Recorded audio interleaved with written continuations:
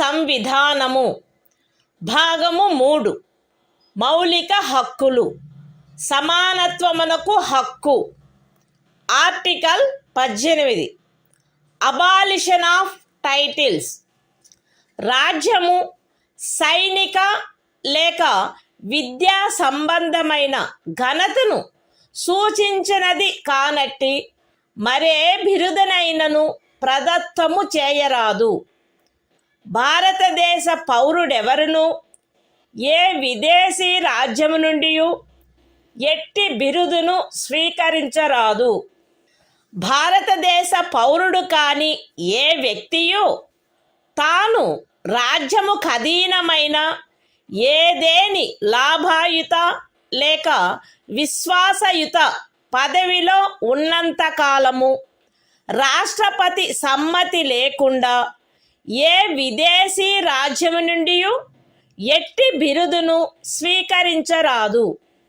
రాజ్యముకు అధీనమైన ఏదేని లాభాయుత లేక విశ్వాసయుత పదవిలోనున్న వ్యక్తి రాష్ట్రపతి సమ్మతి లేకుండా ఏ విదేశీ రాజ్యము నుండి కానీ ఏ విదేశీ రాజ్యము క్రింద కానీ ఎట్టి బహుమతిని లేక ఉపలబ్ధిని లేక ఏ విధమగు పదవిని స్వీకరించరాదు. Constitution of India, Part 3, Fundamental Rights. Right to Equality. Article 18. Abolition of Titles. 1. No title, not being a military or academic distinction, shall be conferred by the state. 2. No citizen of India shall accept any title from any foreign state. 3. No person who is not a citizen of India shall, while he holds any office of profit or trust under the state, accept without the consent of the President, any title from any foreign state. 4. No person holding any office of profit or trust under the state shall, without the consent of the President, accept any present, emolument, or office of any kind from or under any foreign state.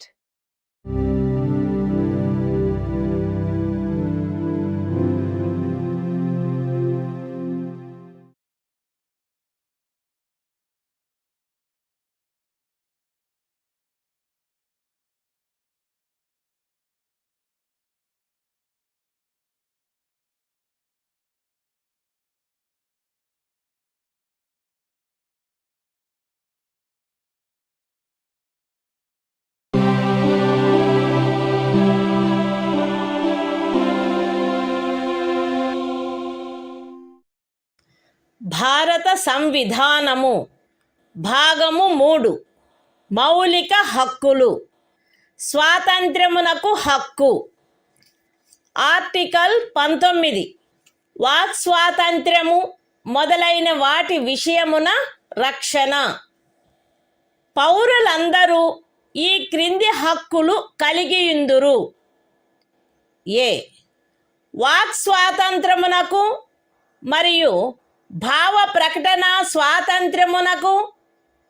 B శాంతియుతముగాను మరియు ఆయుధములు లేకుండాను సమావేశమగుటకు. C అసోసియేషనులు లేక సంఘములు లేక సహకార సంఘములు ఏర్పాటు చేయుటకు. D భారతదేశ రాజ్య క్షేత్రము అంతటను స్వేచ్ఛగా సంచరించుటకు. ఈ భారతదేశ రాజ్య క్షేత్రమునందు ఏ భాగములోనైనను నివసించుటకు మరియు స్థిర నివాసము ఏర్పరచుకొనుటకు.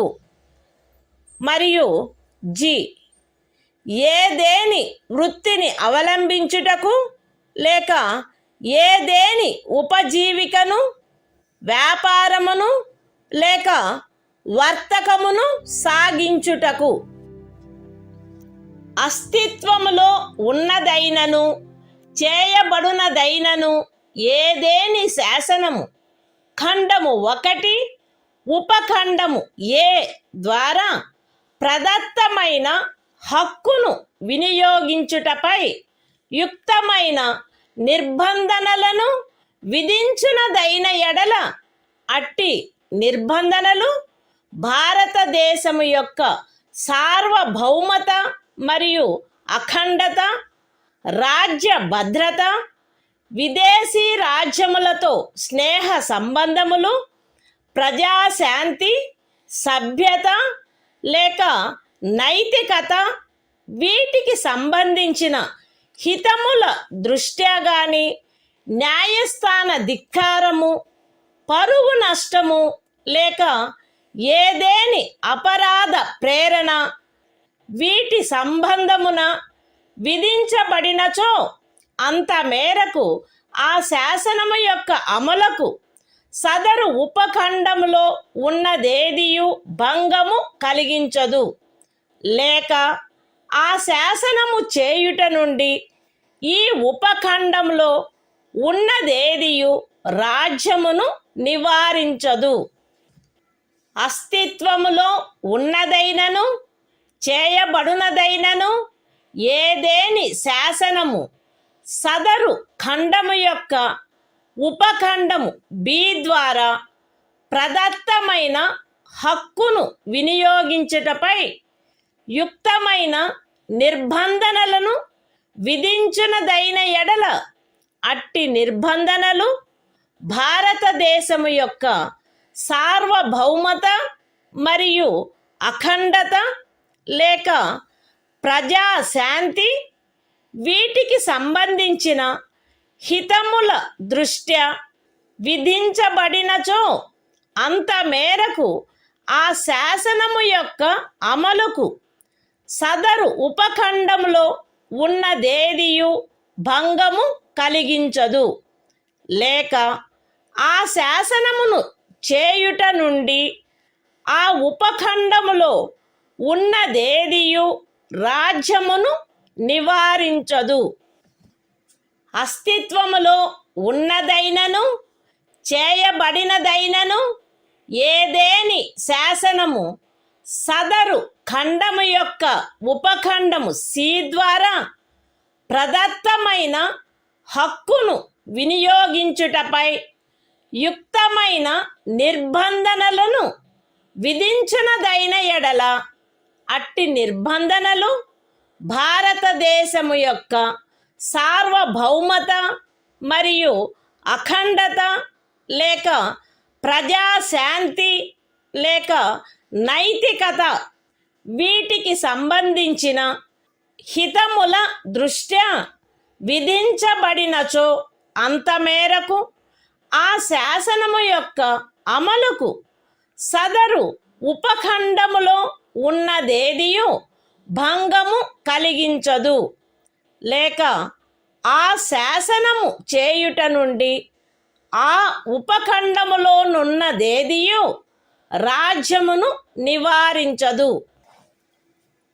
అస్తిత్వములో ఉన్నదైనను చేయబడినదైనను ఏదేని శాసనము సదరు ఖండము యొక్క ఉపఖండములు డి మరియు ఈ ద్వారా ప్రదత్తమైన ఏదేని హక్కును వినియోగించుటపై యుక్తమైన నిర్బంధనలను విధించునదైన ఎడల అట్టి నిర్బంధనలు జనసామాన్యము యొక్క హితము కొరకు గాని ఏదేని అనుసూచిత జనజాతి యొక్క హితముల రక్షణ కొరకు గాని విధించబడినచో అంత మేరకు ఆ శాసనము యొక్క అమలుకు సదరు ఉపఖండములలో ఉన్నదేదియు భంగము కలిగించదు, లేక ఆ శాసనమును చేయుట నుండి ఆ ఉపఖండములలో ఉన్నదేదియు రాజ్యమును నివారించదు. అస్తిత్వములో ఉన్నదైనను చేయబడునదైనను ఏదేని శాసనము సదరు ఖండము యొక్క ఉపఖండము జి ద్వారా ప్రదత్తమైన ఏదేని హక్కును వినియోగించుటపై యుక్తమైన నిర్బంధనలను విధించినదైన ఎడల అట్టి నిర్బంధనలు జనసామాన్యము యొక్క హితము కొరకు విధించబడినచో అంత మేరకు ఆ శాసనము యొక్క అమలుకు సదరు ఉపఖండములో ఉన్నదేదియు భంగము కలిగించదు, లేక ఆ శాసనమును చేయుట నుండి ఆ ఉపఖండములో ఉన్నదేదియు రాజ్యమును నివారించదు. మరియు ప్రత్యేకించి అస్తిత్వములో ఉన్నదైనను చేయబడునదైనను ఏదేని శాసనము ఈ క్రింద తెలిపిన వాటికి సంబంధించినదైన ఎడల అంత మేరకు ఆ శాసనము యొక్క అమలుకు సదరు ఉపఖండములో ఉన్నదేదియు భంగము కలిగించదు, లేక ఆ శాసనమును చేయుట నుండి ఆ ఉపఖండములో ఉన్నదేదియు రాజ్యమును నివారించదు. అవేవనగా ఏదేని వృత్తిని అవలంబించుటకు లేక ఏదేని ఉపజీవికను వ్యాపారమును లేక వర్తకమును సాగించుటకు ఆవశ్యకమగు వృత్తి సంబంధమైన లేక సాంకేతిక అర్హతలు లేక పూర్ణత లేక భాగత పౌరులను అపవర్జించైనను అన్యథా అయినను రాజ్యముచే లేక రాజ్యమునకు చెందిన లేక రాజ్యము యొక్క నియంత్రణలోనున్న ఏదేని కార్పొరేషన్చే ఏదేని వ్యాపారము వర్తకము పరిశ్రమ లేక సేవ సాగించబడుట. Constitution of India, Part 3. Fundamental Rights. Right to Freedom. Article 19.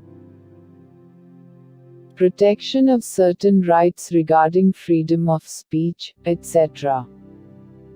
All citizens shall have the right a. to freedom of speech and expression, b. to assemble peaceably and without arms, c. to form associations or unions or cooperative societies, d. to move freely throughout the territory of India, a. to reside and settle in any part of the territory of India, and g. to practice any profession, or to carry on any occupation, trade or business. Nothing in sub-clause A of clause 1 shall affect the operation of any existing law, or prevent the state from making any law, insofar as such law imposes reasonable restrictions on the exercise of the right conferred by the said sub-clause, in the interests of the sovereignty and integrity of India, the security of the state, friendly relations with foreign states, public order, decency or morality, or in relation to contempt of court, defamation, or incitement to an offense. Nothing in sub-clause B of the said clause shall affect the operation of any existing law insofar as it imposes, or prevent the state from making any law imposing, in the interests of the sovereignty and integrity of India or public order, reasonable restrictions on the exercise of the right conferred by the said sub-clause. Nothing in sub-clause C of the said clause shall affect the operation of any existing law insofar as it imposes, or prevent the state from making any law imposing, in the interests of the sovereignty and integrity of India or public order or morality, reasonable restrictions on the exercise of the right conferred by the said sub-clause.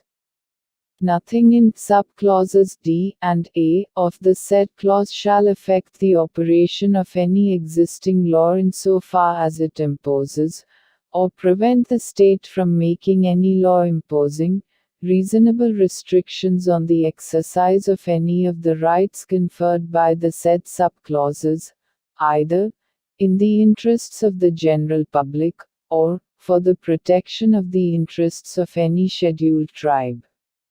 Nothing in subclause G of the said clause shall affect the operation of any existing law, insofar as it imposes, or prevent the state from making any law imposing, in the interests of the general public, reasonable restrictions on the exercise of the right conferred by the said subclause, and, in particular, nothing in the said subclause shall affect the operation of any existing law, insofar as it relates to, or prevent the state from making any law relating to 1.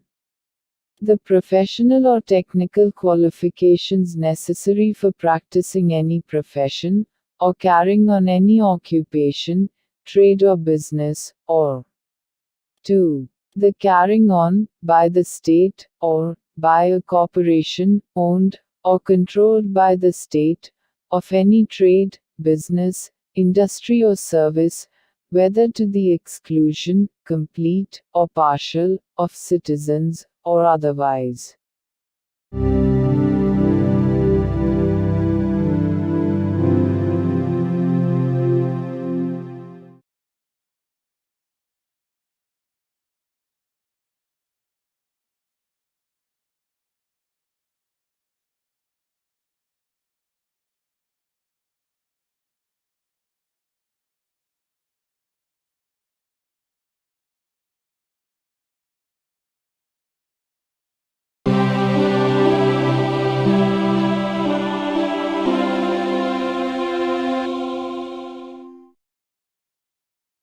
భారత సంవిధానము భాగము 3 మౌలిక హక్కులు స్వాతంత్ర్యమునకు హక్కు article 20 అపరాధములకై నేరస్థాపన విషయమున రక్షణ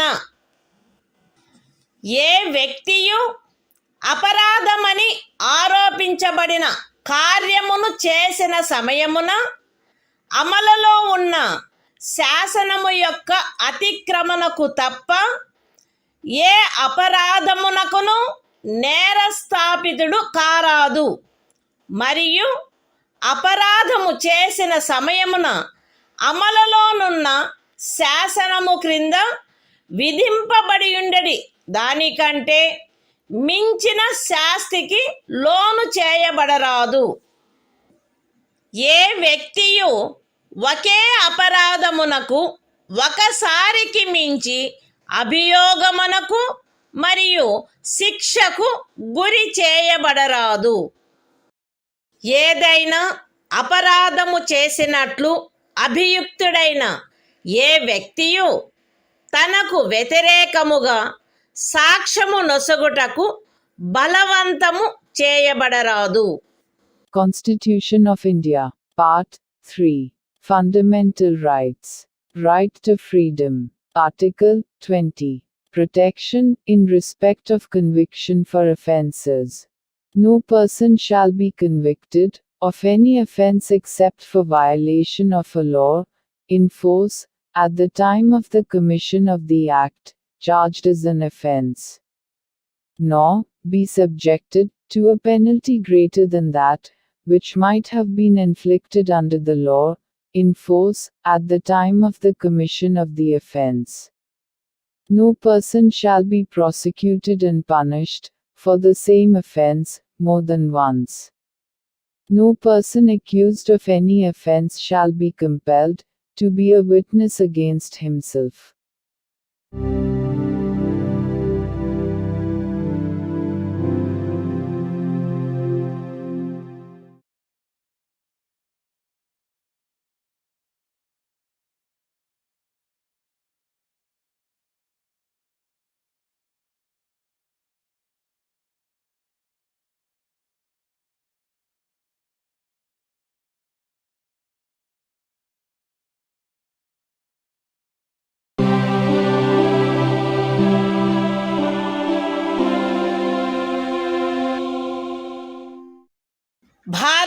సంవిధానము భాగము 3 మౌలిక హక్కులు స్వాతంత్ర్యమునకు హక్కు ఆర్టికల్ 21 ప్రాణ మరియు వ్యక్తిగత స్వాతంత్ర రక్షణ శాసనము ద్వారా స్థాపితమైన ప్రక్రియ ప్రకారము తప్ప ఏ వ్యక్తి యొక్క ప్రాణము లేక వ్యక్తిగత స్వాతంత్ర్యము హరించబడరాదు.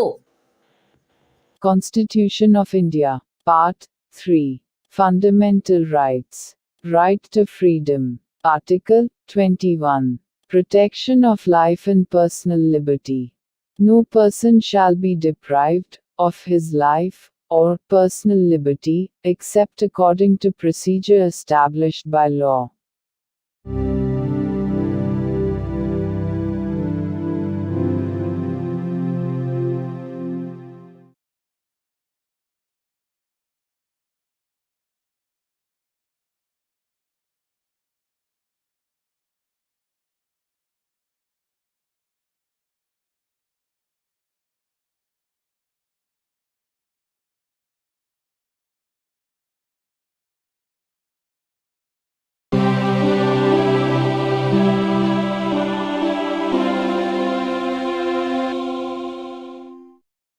భారత సంవిధానము భాగము 3 మౌలిక హక్కులు స్వాతంత్ర్యమునకు హక్కు ఆర్టికల్ 21 విద్యా హక్కు రాజ్యము శాసనము ద్వారా నిర్ధారించునట్టి రీతిలో 6 నుండి 14 సంవత్సరముల వయసులోని పిల్లలందరికీ నిశుల్క మరియు నిర్బంధ విద్యను కల్పించవలెను. Constitution of India, Part 3. Fundamental Rights. Right to Freedom. Article 21 Right to Education. The state shall provide free and compulsory education to all children of the age of 6 to 14 years, in such manner as the state may, by law, determine.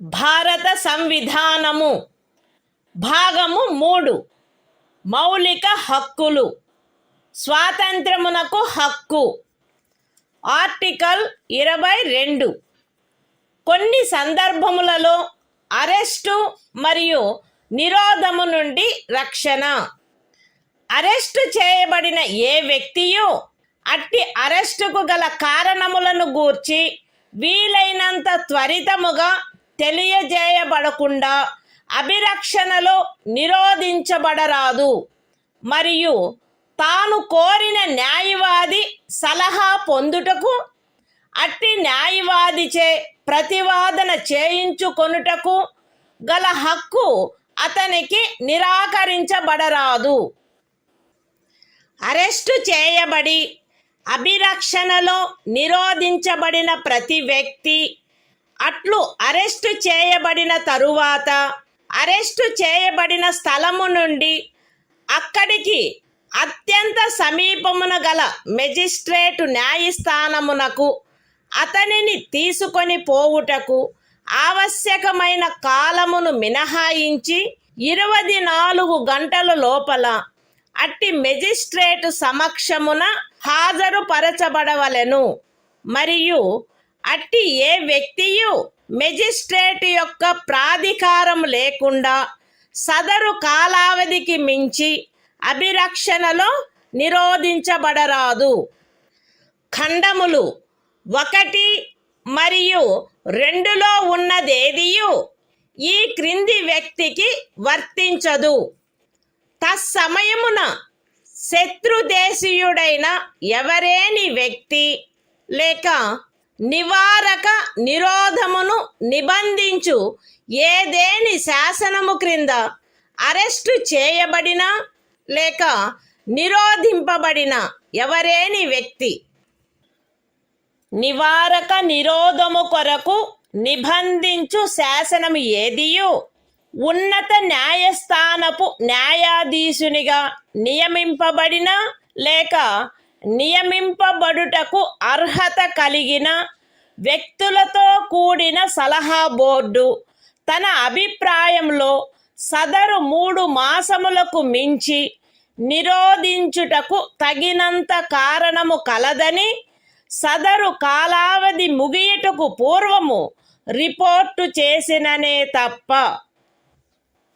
అయితే ఈ ఖండములోనున్నదేదియు ఖండము 7 యొక్క ఉపఖండము B క్రింద parliament చేసిన ఏదేని శాసనము ద్వారా విహితమైన గరిష్ట కాలావధికి మించి ఏ వ్యక్తినైనను నిరోధించుటకు ప్రాధికారము నొసగదు లేక అట్టి వ్యక్తి ఖండము 7 యొక్క ఉపఖండములు ఏ మరియు బిల క్రింద పార్లమెంటు చేయబడిన ఏదేని శాసనము యొక్క నిబంధనలను అనుసరించి నిరోధించబడిననే తప్ప ఒక వ్యక్తిని 3 మాసముల కంటే ఎక్కువ కాలావధికి నిరోధించుటకు ప్రాధికారము నొసగదు.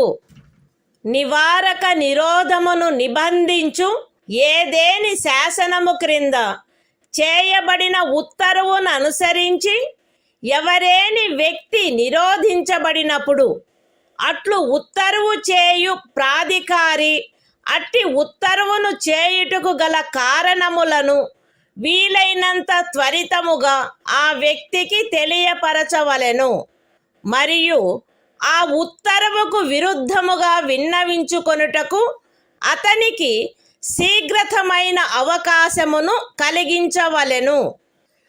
ఖండము 5లో నిర్దేశింపబడిన ఉత్తర్వును చేయు ప్రాధికారి ఏ సంగతులను వెల్లడించుట ప్రజాహితమునకు విరుద్ధమని తలచునో అట్టి సంగతులను అతడు వెల్లడించవలెనని సదరు ఖండములోనిదేదియు అపేక్షించరాదు.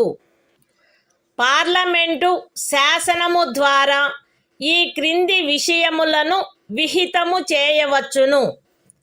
ఏ ఖండము 4 యొక్క ఉపఖండము ఏలోని నిబంధనలను అనుసరించి సలహా బోర్డు యొక్క అభిప్రాయమును పొందకుండా నివారక నిరోధమును నిబంధించు ఏదేని శాసనము క్రింద ఏదేని తరగతికి లేక తరగతులకు చెందిన కేసులలో ఒక వ్యక్తిని 3 మాసములకు మించిన కాలావధికి నిరోధించుటకైన పరిస్థితులను బి నివారక నిరోధమును నిబంధించు ఏదేని శాసనము క్రింద ఏదేని తరగతికి లేక తరగతులకు చెందిన కేసులలో ఎవరేని వ్యక్తి యొక్క నిరోధమునకు గరిష్ట కాలావధి మరియు సి ఖండము 4 యొక్క ఉపఖండము ఏ క్రింద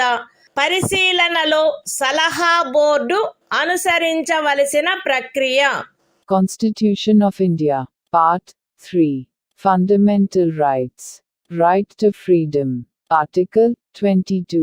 Protection against arrest and detention in certain cases. 1.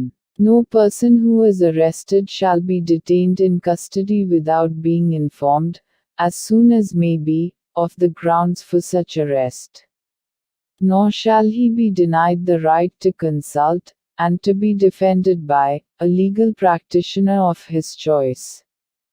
2. Every person who is arrested and detained in custody shall be produced before the nearest magistrate, within a period of 24 hours, of such arrest excluding the time necessary for the journey from the place of arrest to the court of the magistrate, and no such person shall be detained in custody beyond the set period, without the authority of a magistrate.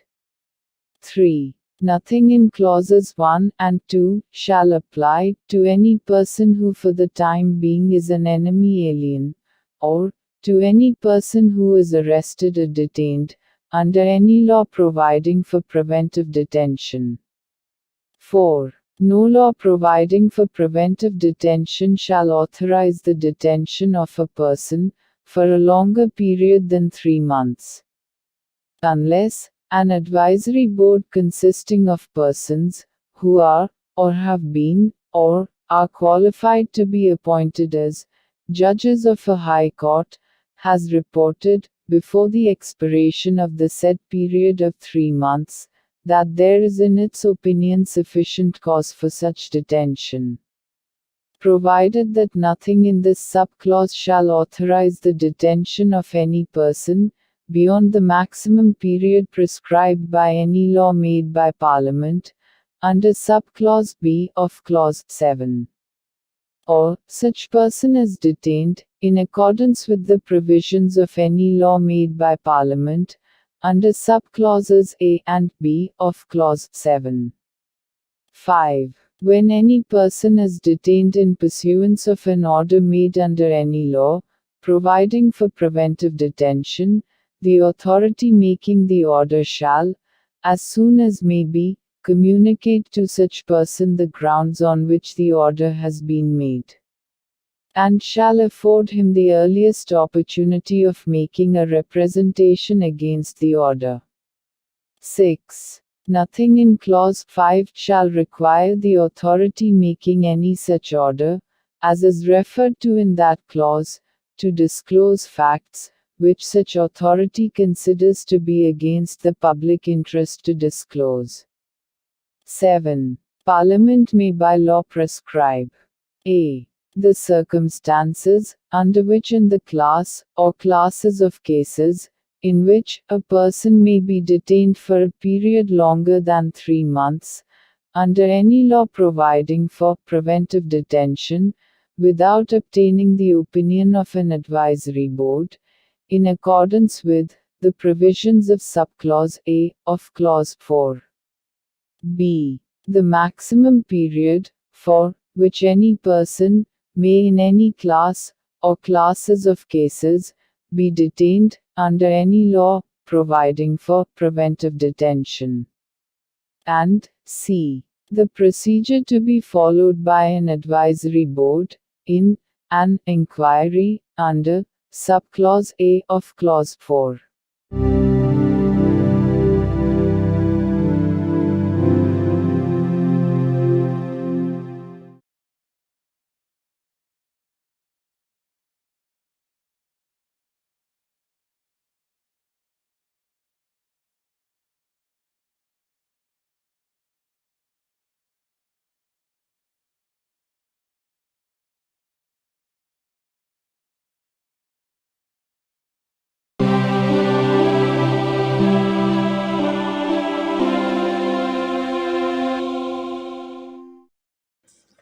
భారత సంవిధానము భాగము 3 మౌలిక హక్కులు శోషణ నుండి రక్షణకు హక్కు article 23 మనుష్యుల క్రయ విక్రయములపై మరియు బలవంతపు చాకిరీలపై నిషేధము మనుష్యుల క్రయ విక్రయము వెట్టి మరియు తాదృశ్యమైన బలవంతపు చాకిరీలు నిషేధింపబడినవి.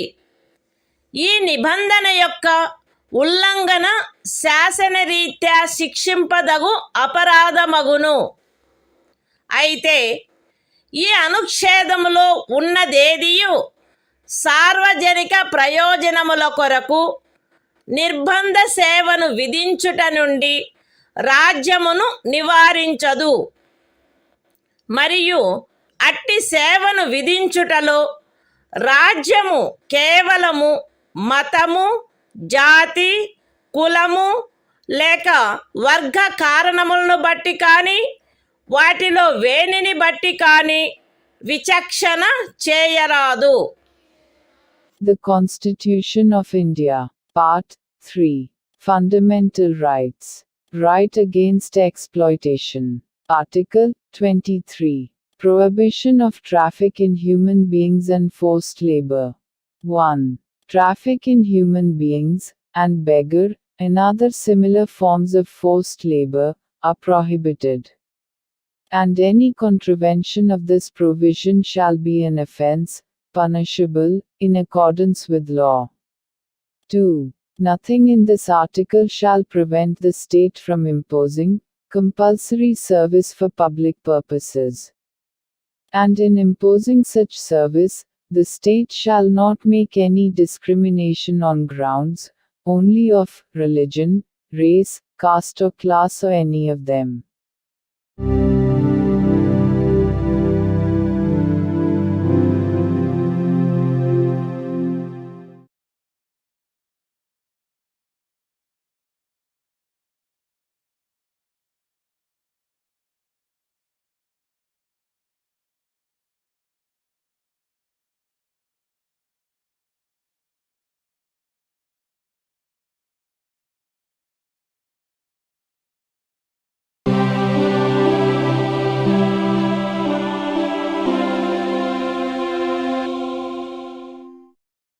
భారత సంవిధానము భాగము 3 మౌలిక హక్కులు.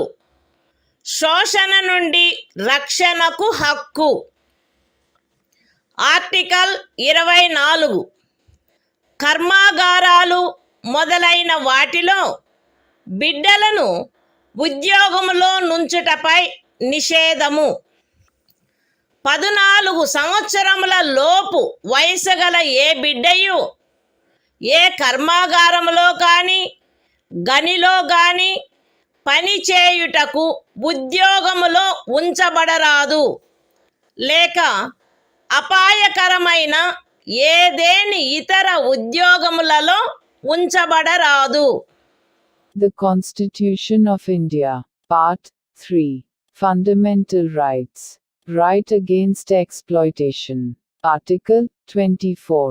Prohibition of employment of children in factories, etc. No child below the age of 14 years shall be employed to work in any factory or mine, or engaged in any other hazardous employment.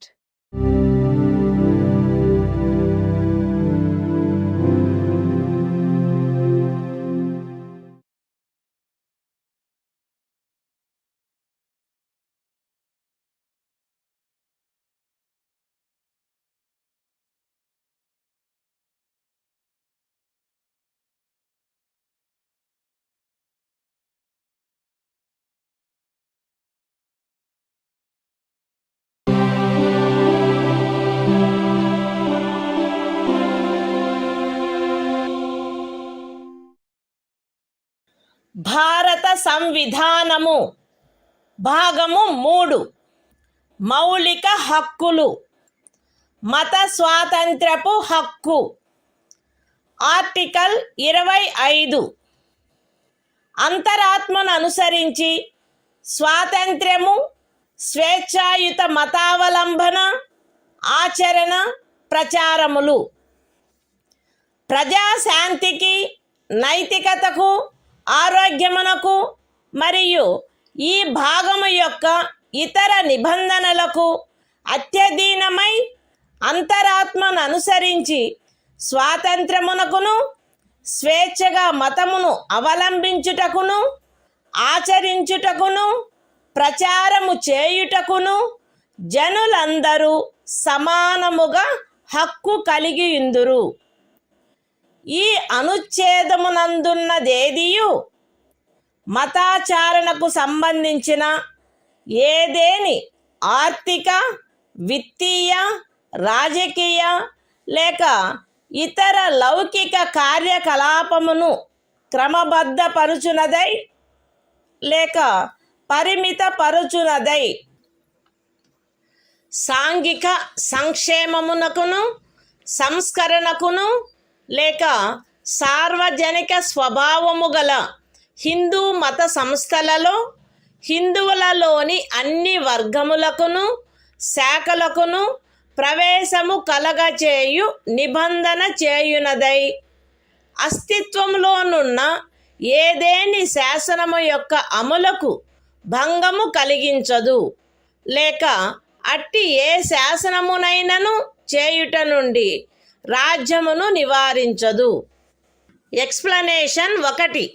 కృపాన ధారణ కృపాన వహనము Sikh మతావలంబనములో చేరియున్నట్లు భావింపబడవలెను. Explanation 2. ఖండము 2 యొక్క ఉపఖండము below హిందువులను గూర్చిన నిర్దేశమునందు సిక్కు జైన లేక బౌద్ధ మతావలంబ వ్యక్తులను గూర్చిన నిర్దేశము చేరియున్నట్లు అన్వయించబడవలెను మరియు హిందూ మత సంస్థలను గూర్చిన నిర్దేశము తదనుసారముగా అన్వయించబడవలెను. The Constitution of India, Part 3. Fundamental Rights. Right to freedom of religion. Article 25. Freedom of conscience and free profession, practice and propagation of religion. 1. Subject to public order, morality and health, and, to the other provisions of this part, all persons are equally entitled to freedom of conscience, and the right, freely to profess, practice, and propagate religion. 2. Nothing in this article shall affect the operation of any existing law, or prevent the state from making any law, regulating or restricting any economic, financial, political or other secular activity which may be associated with religious practice. B. Providing for social welfare and reform, or the throwing open of Hindu religious institutions of a public character to all classes and sections of Hindus. Explanation 1. The wearing and carrying of kirpans shall be deemed to be included in the profession of the Sikh religion. Explanation 2. In subclause B of clause 2, the reference to Hindus shall be construed as including a reference to persons professing the Sikh, Jaina, or Buddhist religion, and the reference to Hindu religious institutions shall be construed accordingly.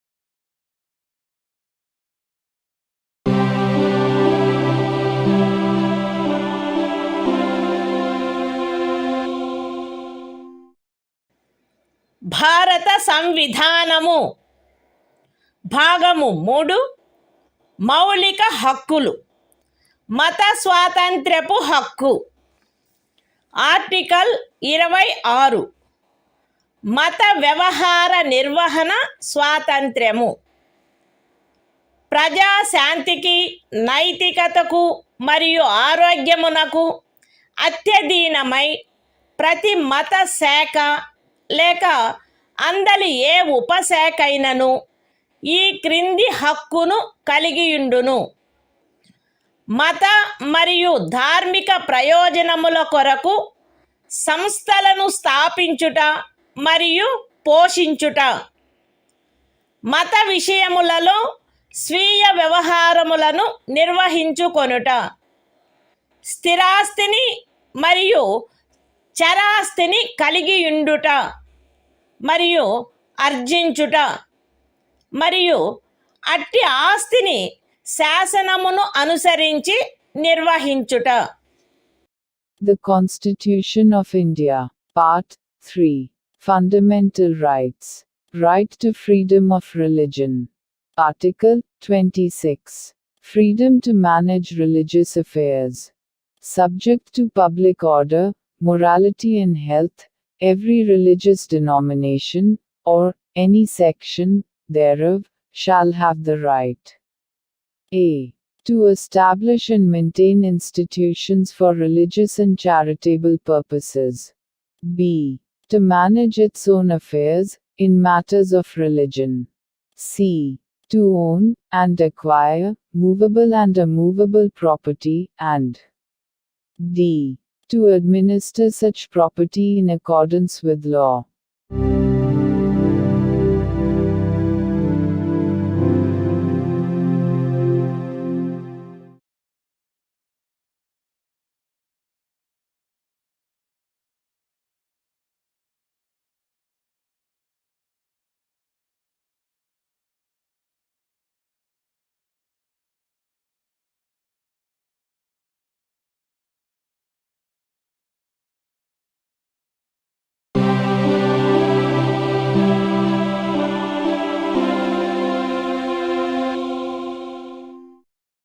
భారత సంవిధానము భాగము 3 మౌలిక హక్కులు మత స్వాతంత్ర్యపు హక్కు article 27 ఏదేని ప్రత్యేకమైన మతమును అభివృద్ధి చేయుటకు పన్నుల చెల్లింపును గూర్చిన స్వాతంత్ర్యము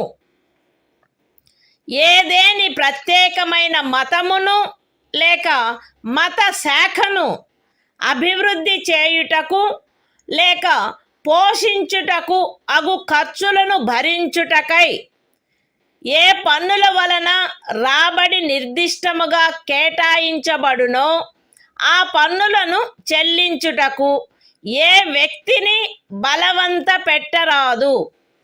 The Constitution of India, Part 3.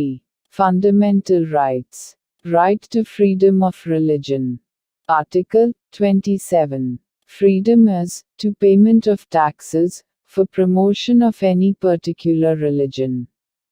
No person shall be compelled to pay any taxes, the proceeds of which are specifically appropriated in payment of expenses for the promotion or maintenance of any particular religion or religious denomination.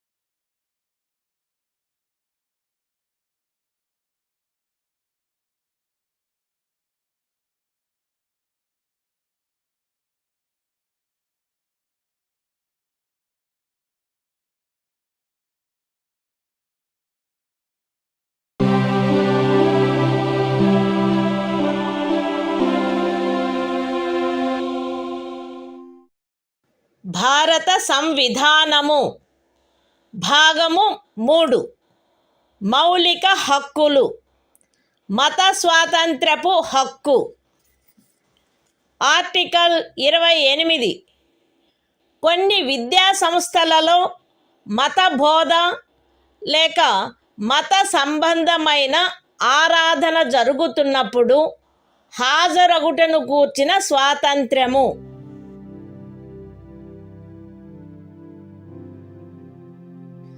రాజ్య నిధుల నుండి సంపూర్ణముగా పోషింపబడుచున్న ఏ విద్యా సంస్థలోనూ ఎట్టి మత బోధనకైనను ఏర్పాటు చేయరాదు. ఖండము 1లో ఉన్నదేదియు రాజ్యముచే నిర్వహింపబడుచుండి మతబోధ జరగవలెనని ఆపేక్షించు ధర్మాదాయము లేక ట్రస్ట్ కింద స్థాపించబడిన ఏ విద్యా సంస్థకును వర్తించరాదు.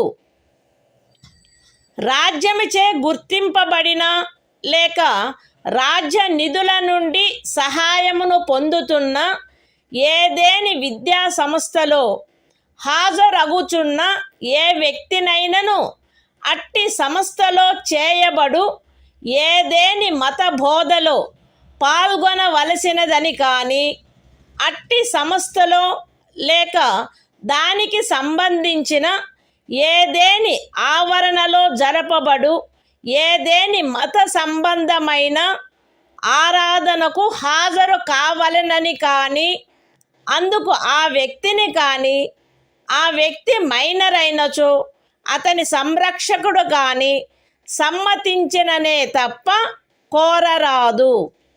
The Constitution of India, Part 3. Fundamental Rights. Right to freedom of religion. Article 28. Freedom as to attendance at religious instruction, or religious worship, in certain educational institutions. 1. No religious instruction shall be provided in any educational institution, wholly maintained out of state funds. 2. Nothing in Clause 1 shall apply to an educational institution, which is administered by the state, but has been established under any endowment or trust, which requires that religious instruction shall be imparted in such institution. 3. No person attending any educational institution recognized by the state, or receiving aid out of state funds, shall be required to take part in any religious instruction that may be imparted in such institution, or to attend any religious worship that may be conducted in such institution or in any premises attached thereto, unless such person or, if such person is a minor, his guardian has given his consent thereto.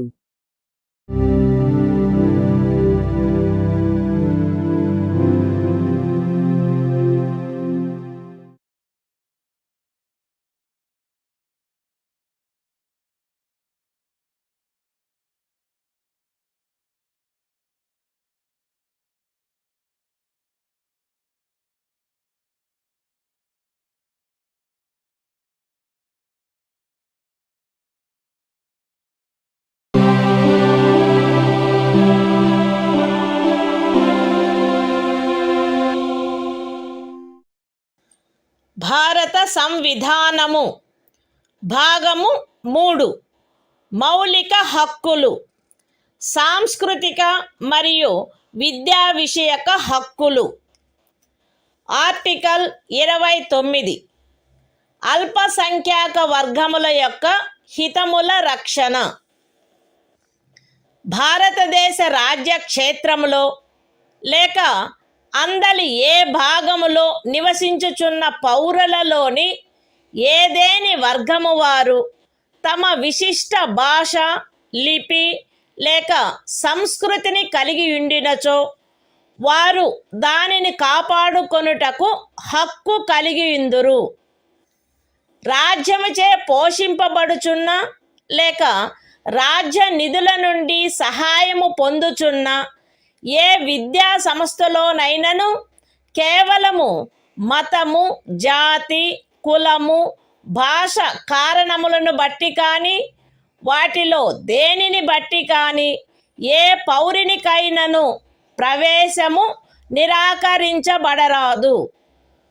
The Constitution of India, Part 3. Fundamental Rights. Cultural and Educational Rights. Article 29. Protection of Interests of Minorities. 1. Any section of the citizens residing in the territory of India, or any part thereof having a distinct language, script, or culture of its own, shall have the right to conserve the same. 2. No citizen shall be denied admission into any educational institution maintained by the state, or receiving aid out of state funds, on grounds only of religion, race, caste, language or any of them.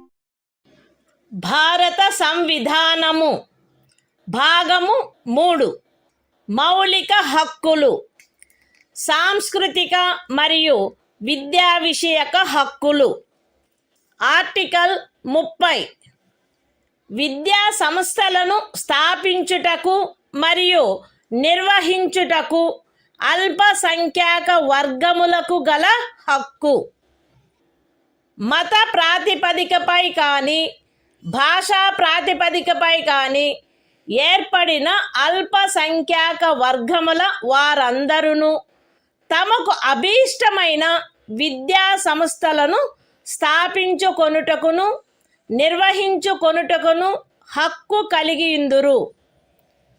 ఖండము 1లో నిర్దేశింపబడిన అల్పసంఖ్యాక వర్గముచే స్థాపింపబడి నిర్వహింపబడుతున్న ఒక విద్యా సంస్థ యొక్క ఏదేని ఆస్తిని నిర్బంధముగా అధ్యార్థించుటను నిబంధించు ఏదేని శాసనము చేయుటలో అట్టి ఆస్తి అధ్యార్జన కొరకు అట్టి శాసనము ద్వారా నియతము చేయబడిన లేక దాని కింద నిర్ధారించబడిన మొత్తము ఆ ఖండము క్రింద హామీ ఇవ్వబడిన హక్కును పరిమితపరచకుండునట్లు లేక రద్దుపరచకుండునట్లు రాజ్యము కట్టుదిట్టము చేయవలెను. విద్యా సంస్థలకు సహాయము చేయు సందర్భములలో మత ప్రాతిపదికపై లేక భాషా ప్రాతిపదికపై ఏర్పడిన అల్పసంఖ్యాక వర్గము యొక్క నిర్వహణలో ఉన్నదను కారణమును బట్టి ఏ విద్యా సంస్థకు విరుద్ధముగాను రాజ్యము విచక్షణ చేయరాదు. The Constitution of India, Part 3, Fundamental Rights, Cultural and Educational Rights, Article 30, Right of minorities to establish and administer educational institutions. 1. All minorities, whether based on religion or language, shall have the right to establish and administer educational institutions of their choice. In making any law, providing for the compulsory acquisition of any property of an educational institution, established and administered by a minority, referred to in Clause 1. The state shall ensure that the amount fixed by or determined under such law, for the acquisition of such property, is such, as would not restrict or abrogate, the right guaranteed under that clause. 2. The state shall not, in granting aid to educational institutions, discriminate against any educational institution, on the ground that it is under the management of a minority, whether based on religion or language.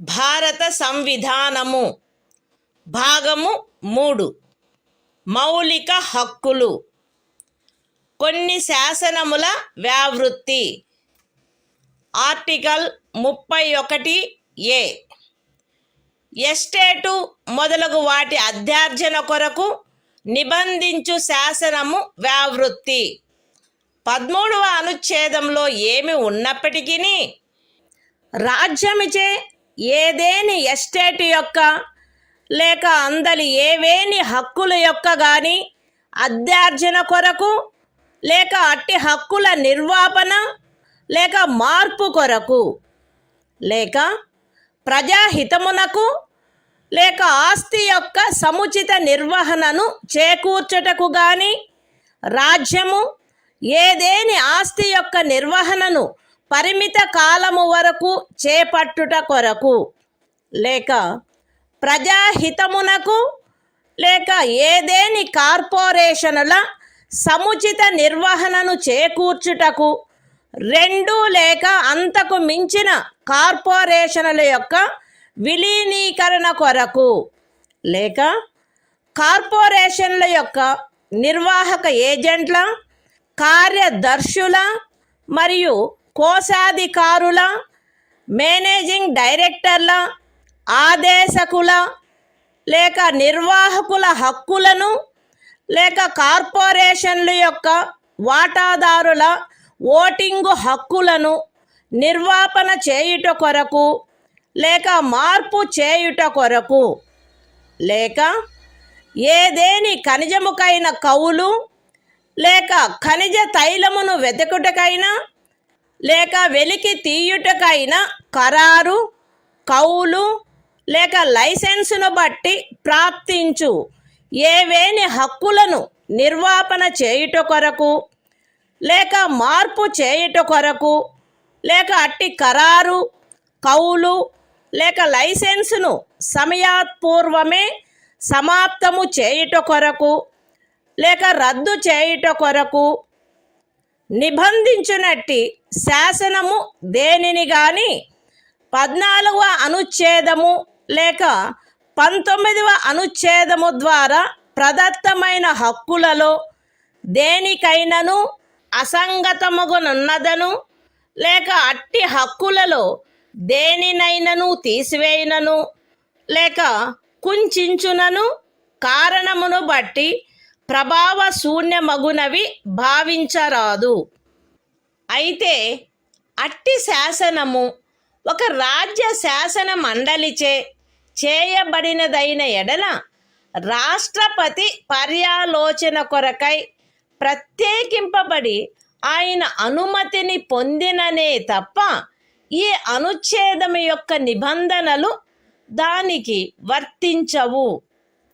అంతేకాక రాజ్యముచే ఏదేని estate అధ్యార్జింపబడుటకు ఏదేని శాసనము నిబంధన చేయునెడల మరియు ఆ ఎస్టేటులో చేరిన ఏదేని భూమి ఒక వ్యక్తి యొక్క స్వంత సేద్యము క్రిందయున్న ఎడల అట్టి అధ్యార్జనకు సంబంధించిన శాసనములో మార్కెట్ విలువకు తగ్గని రేటు చొప్పున నష్టపరిహారము చెల్లించుటకు నిబంధనలున్ననే తప్ప తత్సమయమున అమలులోనున్న ఏదేని శాసనము క్రింద అతడికి వర్తించడి గరిష్ట పరిమితి లోపు ఉన్న భూమిలోని ఏదేని భూభాగము కానీ దానిపై గల లేక దానికి చెంది ఉన్న ఏదేని భవనము కానీ కట్టడము కానీ రాజ్యముచే అధ్యార్జింపబడుట శాసన సమ్మతము కాదు. ఈ అనుచ్ఛేదములో ఏదేని స్థానిక ప్రాంతము విషయమున ఎస్టేటు అను పదము ఆ ప్రాంతమునందు అమలులోనున్న భూమి కౌళ్లకు సంబంధించి అస్తిత్వంలోనున్న శాసనములో ఆ పదమునకు గాని స్థానీయ తుల్య పదమునకు గాని ఏ అర్థము కలదో ఆ అర్థమునే కలిగియుండును మరియు అందు ఈ క్రిందివి కూడా చేరియుండును. ఏదేని జాగీరు, ఇనాం లేక మౌఫీ లేక ఇతరమైన తాదృశ అనుదానము మరియు తమిళనాడు, కేరళ రాజ్యములలో ఏదేని జన్మం హక్కు రైతువారీ సెటిల్మెంట్ కింద కలిగి ఉన్న ఏదేని భూమి, బంజరు భూమి, అటవీ భూమి, పచ్చిక బయళ్ళ భూమి లేక కర్షకులు లేక వ్యవసాయ కూలీలు మరియు చేతి వృత్తుల వారు ఆక్రమించుకొనిన భవనములు మరియు ఇతర కట్టడములు ఉన్న స్థలములతో సహా వ్యవసాయ లేక తత్సహాయక ప్రయోజనముల కొరకు ఎవరేని కలిగియున్నా లేక ఎవరికేని కౌలుకు ఇవ్వబడిన ఏదేని భూమి. ఎస్టేట్ విషయమున హక్కులు అను పదమునందు ప్రొప్రైటరు, సబ్ ప్రొప్రైటరు, అపర ప్రొప్రైటరు, ధారణాధికారి, రైతు లేక రైతు కింది రైతు లేక ఇతర మధ్యస్థుని యందు నిహితమయ్యుండు ఏవైనా హక్కులు మరియు భూమి శిస్తును గూర్చిన ఏవైనా హక్కులు లేక విశేషాధికారములు చేరియుండును. The Constitution of India, Part 3. Fundamental Rights. Saving of certain laws. Article 31A. Saving of laws providing for acquisition of estates, etc. Notwithstanding anything contained in Article 13, no law providing for the acquisition by the state of any estate or of any rights therein, or the extinguishment or modification of any such rights, or the taking over of the management of any property by the state, for a limited period, either in the public interest, or in order to secure the proper management of the property, or the amalgamation of two or more corporations, either in the public interest, or in order to secure the proper management of any of the corporations, or the extinguishment or modification of any rights of managing agents, secretaries and treasurers, managing directors, or managers of corporations, or of any voting rights of shareholders thereof, or the extinguishment or modification of any rights accruing by virtue of any agreement, lease or license for the purpose of searching for, or winning, any mineral or mineral oil, or the premature termination or cancellation of any such agreement, lease or license, shall be deemed to be void on the ground that it is inconsistent with, or takes away or abridges, any of the rights conferred by Article 14 or Article 19. Provided that, where such law is a law, made by the legislature of a state, the provisions of this article shall not apply thereto, unless such law, having been reserved for the consideration of the President, has received his assent. Provided further, that, where any law makes any provision for the acquisition by the state of any estate and where any land comprised therein is held by a person under his personal cultivation, it shall not be lawful for the state to acquire any portion of such land, as is within the ceiling limit, applicable to him under any law for the time being in force, or any building or structure standing thereon or tenant thereto, unless the law relating to the acquisition of such land, building or structure, provides for payment of compensation, at a rate, which shall not be less than the market value thereof.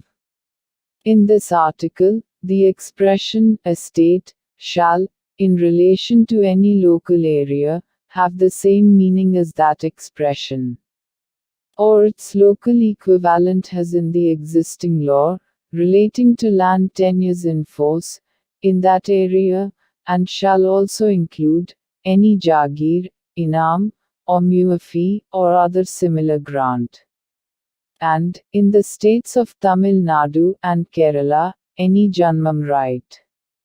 Any land held under Ryotwari settlement.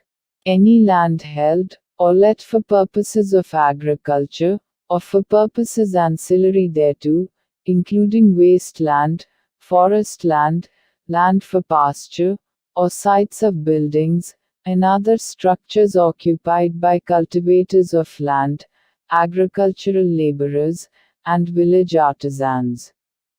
The expression, rights, in relation to an estate, shall include any rights vesting in a proprietor, sub-proprietor, under-proprietor, tenure-holder, rayat, under rayat, or other intermediary and any rights, or privileges in respect of land revenue.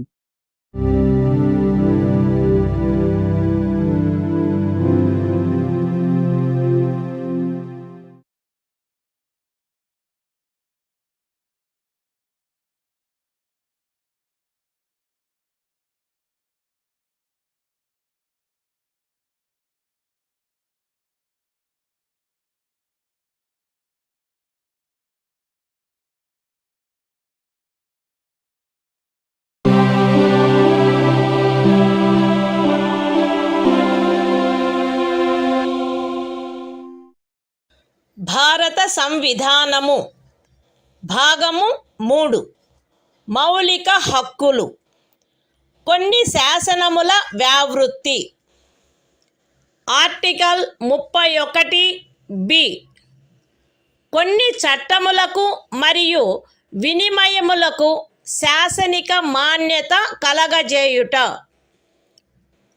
31 అనుచ్ఛేదములో గల నిబంధనల సాధారణతకు భంగము కలగకుండా 9వ అనుసూచిలో నిర్దిష్టపరచబడిన ఏవేని చట్టములు, నియమములు, వాటి యొక్క ఏవేని నిబంధనలు, అట్టి చట్టము, నియమము లేక నిబంధనను ఈ భాగంలోని ఏవేని నిబంధనల ద్వారా ప్రదత్తమైన ఏవేని హక్కులకు అసంగతముగా నున్నదను లేక ఆ హక్కులలో దేనినైనను తీసివేయుచున్నదను లేక కుంచుచున్నదను ఆధారముపై ప్రభావశూన్యమైనదని గాని ఎప్పుడైనను ప్రభావశూన్యమై ఉండినదని గాని భావించరాదు.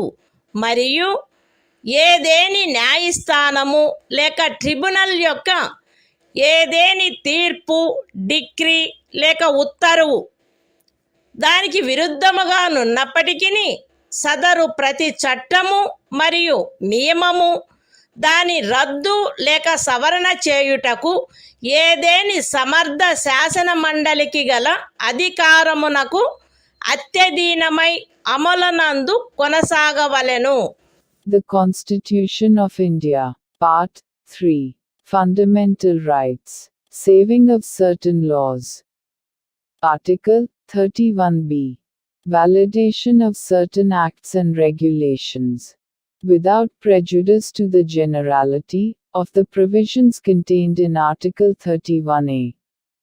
None of the acts and regulations specified in the 9th schedule, nor any of the provisions thereof shall be deemed to be void, or ever to have become void on the ground that such act, regulation or provision is inconsistent with, or takes away or abridges any of the rights conferred by any provisions of this part.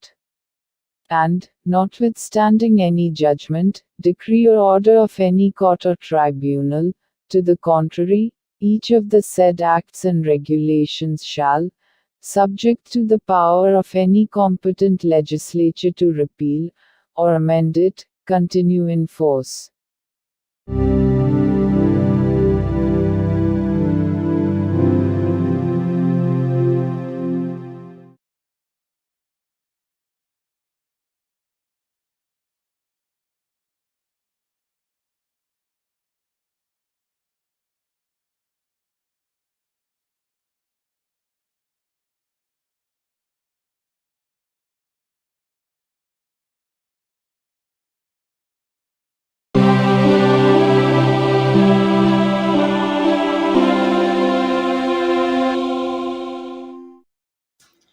భారత సంవిధానము భాగము 3 మౌలిక హక్కులు. కొన్ని శాసనముల వ్యావృత్తి. Article 31 కొన్ని ఆదేశిక సూత్రములను అమలుపరచు శాసనముల వ్యావృత్తి. 13వ అనుచ్ఛేదములో ఏమి ఉన్నప్పటికీ భాగము 4లో పేర్కొనబడిన సూత్రములన్నింటినీ గాని వాటిలో కొన్నింటిని గాని సాధించుట కొరకై రాజ్య విధానమును అమలుపరచు ఏ శాసనమునైనను 14వ అనుచ్ఛేదము లేక 19వ అనుచ్ఛేదము ద్వారా ప్రదత్తమైన ఏవేని హక్కులకు అసంగతముగా నున్నదను లేక ఆ హక్కులలో దేనినైనను తీసివేయుచున్నదను లేక కుంచుచున్నదను కారణమును బట్టి ప్రభావశూన్యమైనదని భావించరాదు. మరియు ఆ శాసనమందు అది అట్టి విధానమును అమలుపరచుట కొరకైనదను ప్రఖ్యానమున్నచో అది అట్టి విధానమును అమలుపరచదను కారణమును బట్టి ఏ న్యాయస్థానములోనూ ప్రష్టవ్యము కారాదు. అయితే అట్టి శాసనము రాజ్య శాసన మండలిచే చేయబడిన ఎడల రాష్ట్రపతి పర్యాలోచన కొరకై ప్రత్యేకింపబడి ఆయన అనుమతిని పొందిననే తప్ప దానికి ఈ అనుచ్ఛేదము యొక్క నిబంధనలు వర్తించవు. The Constitution of India, Part 3, Fundamental Rights, Saving of Certain Laws, Article 31C, Saving of laws giving effect to certain directive principles.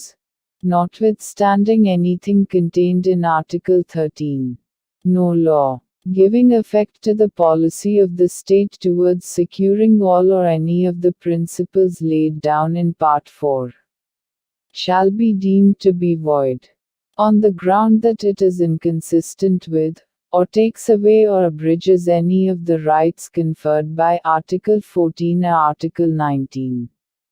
And no law, containing a declaration that it is for giving effect to such policy, shall be called in question in any court, on the ground that it does not give effect to such policy, provided that, where such law is made by the legislature of a state, the provisions of this article shall not apply thereto, unless such law, having been reserved for the consideration of the President, has received his assent.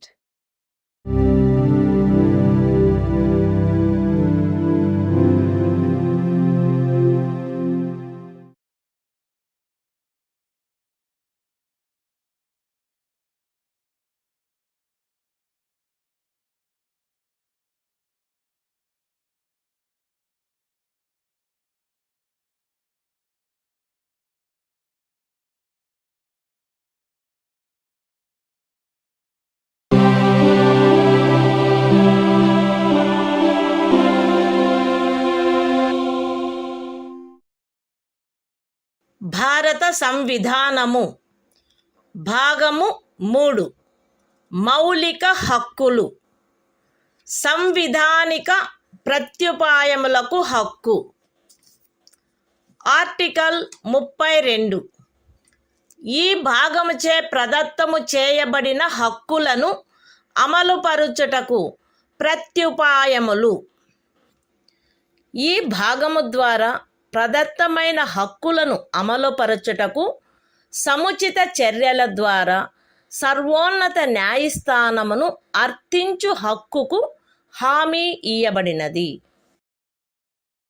ఈ భాగము ద్వారా ప్రదత్తమైన ఏవేని హక్కులను అమలుపరచుట కొరకు ఆదేశములను లేక ఉత్తర్వులను లేక బందీ ప్రత్యక్ష హెబియస్ కార్పస్ పరమాదేశ మాండమస్ ప్రతిషేధ ప్రొహిబిషన్ అధికార పృచ్ఛ కోవారెంటో మరియు ఉత్ప్రేషణ సర్ష్యోరారి స్వభావము గల రిట్లతో సహా అధిలేఖలను వీటిలో సముచితమైన దానిని జారీ చేయుటకు సర్వోన్నత న్యాయస్థానము అధికారము కలిగియుండును. ఖండములు 1 మరియు 2 ద్వారా సర్వోన్నత న్యాయస్థానమునకు ప్రదత్తమైన అధికారములకు భంగము కలగకుండా ఖండము 2 క్రింద సర్వోన్నత న్యాయస్థానముచే వినియోగింపబడదగు అధికారముల అన్నిటినీ కానీ వాటిలో దేనినైనను కానీ ఏదేని ఇతర న్యాయస్థానమునకు దాని అధికారిత యొక్క స్థానిక హద్దులలో వినియోగించు అధికారమును శాసనము ద్వారా పార్లమెంటు వసగవచ్చును. ఈ అనుచ్ఛేదముచే హామీ ఇయ్యబడిన హక్కు ఈ సంవిధానముచే అన్యదా నిబంధింపబడినట్లు తప్ప suspend చేయబడరాదు. The Constitution of India, Part 3. Fundamental Rights. Right to constitutional remedies. Article 32. Remedies for enforcement of rights conferred by this part. 1. The right to move the Supreme Court, by appropriate proceedings for the enforcement of the rights conferred by this part, is guaranteed. 2. The Supreme Court shall have power to issue directions or orders, or writs, including writs in the nature of habeas corpus, mandamus, prohibition, quo warranto and certiorari, whichever may be appropriate, for the enforcement of any of the rights conferred by this part. 3. Without prejudice to the powers conferred on the Supreme Court, by clauses 1 and 2. Parliament may by law empower any other court to exercise within the local limits of its jurisdiction all or any of the powers exercisable by the Supreme Court under Clause 2. 4. The right guaranteed by this article shall not be suspended, except as otherwise provided for by this Constitution.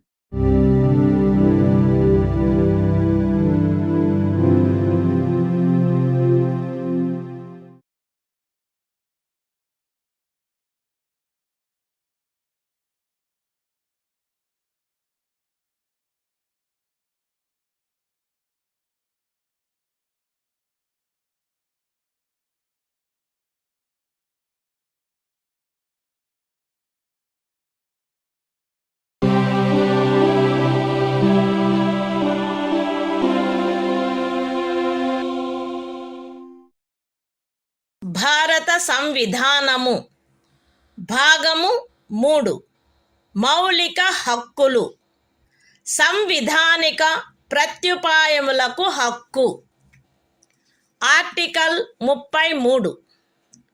ఈ భాగము ద్వారా ప్రదత్తమైన హక్కులను సాయుధ బలములు మొదలగు వాటికి వర్తింపచేయునప్పుడు మార్చుటకు పార్లమెంటుకు గల అధికారము. ఈ భాగము ద్వారా ప్రదత్తమైన హక్కులలో వేటినైనను సాయుధ బలములకు చెందిన సభ్యులకు లేక ప్రజాశాంతిని కాపాడు భారము వహించిన సాయుధ బలములకు చెందిన సభ్యులకు లేక గుప్త సమాచారము కొరకు లేక ఎదురు గుప్త సమాచారము కొరకు రాజ్యముచే స్థాపించబడిన ఏదేని బ్యూరోలో లేదా ఇతర వ్యవస్థలో నియమించబడిన వ్యక్తులకు లేక ఏ నుండి సి వరకు గల ఖండములలో నిర్దేశింపబడిన ఏదేని సాయుధ బలము బ్యూరో లేక వ్యవస్థ కొరకై ఏర్పాటు చేసిన టెలికమ్యూనికేషన్ వ్యవస్థలలో నియమించబడిన లేదా వాటికి సంబంధించిన వ్యక్తులకు వర్తింపచేయుటలో వారి సముచిత కర్తవ్య నిర్వహణను వారి మధ్య క్రమశిక్షణను కట్టుదిట్టము చేయుటకై ఆ హక్కులు ఎంత మేరకు పరిమితపరచబడవలెనో లేక రద్దు చేయబడవలెనో పార్లమెంటు శాసనము ద్వారా నిర్ధారణ చేయవచ్చును. The Constitution of India, Part 3. Fundamental Rights. Right to constitutional remedies. Article 33.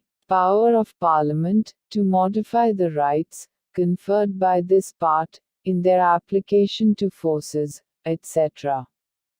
Parliament may by law determine to what extent any of the rights conferred by this part shall, in their application to the members of the armed forces, or the members of the forces charged with the maintenance of public order, or persons employed in any bureau or other organization established by the state for purposes of intelligence or counterintelligence, or person employed in or in connection with the telecommunication systems set up for the purposes of any force, bureau, or organization referred to in clauses A to C be restricted or abrogated so as to ensure the proper discharge of their duties and the maintenance of discipline among them.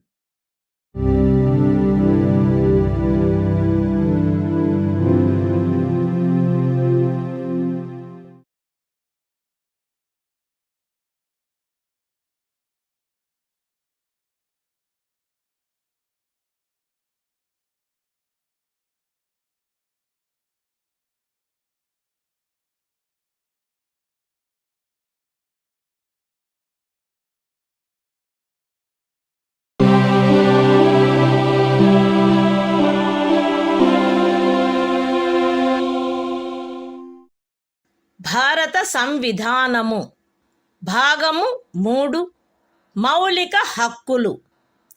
సంవిధానిక ప్రత్యుపాయములకు హక్కు. Article 34. ఏదేని ప్రాంతములో సైనిక శాసనము అమలులోనున్నప్పుడు ఈ భాగము ద్వారా ప్రదత్తమైన హక్కులపై నిర్బంధన.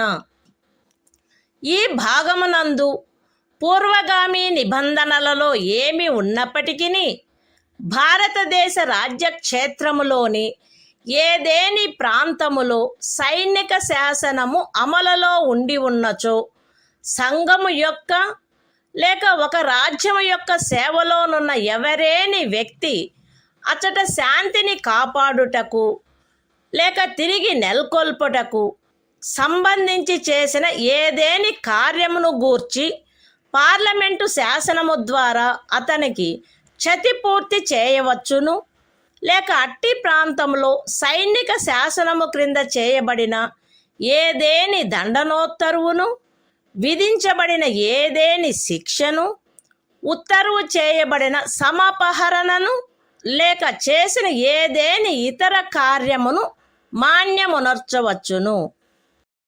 The Constitution of India, Part 3. Fundamental Rights. Right to constitutional remedies. Article 34. Restriction on rights conferred by this part while martial law is in force in any area. Notwithstanding anything in the foregoing provisions of this part, Parliament may, by law, indemnify any person, in the service of the Union, or of a state, or any other person, in respect of any act done by him, in connection with the maintenance or restoration of order, in any area within the territory of India, where martial law was in force, or validate any sentence passed, punishment inflicted, forfeiture ordered, or other act done under martial law in such area.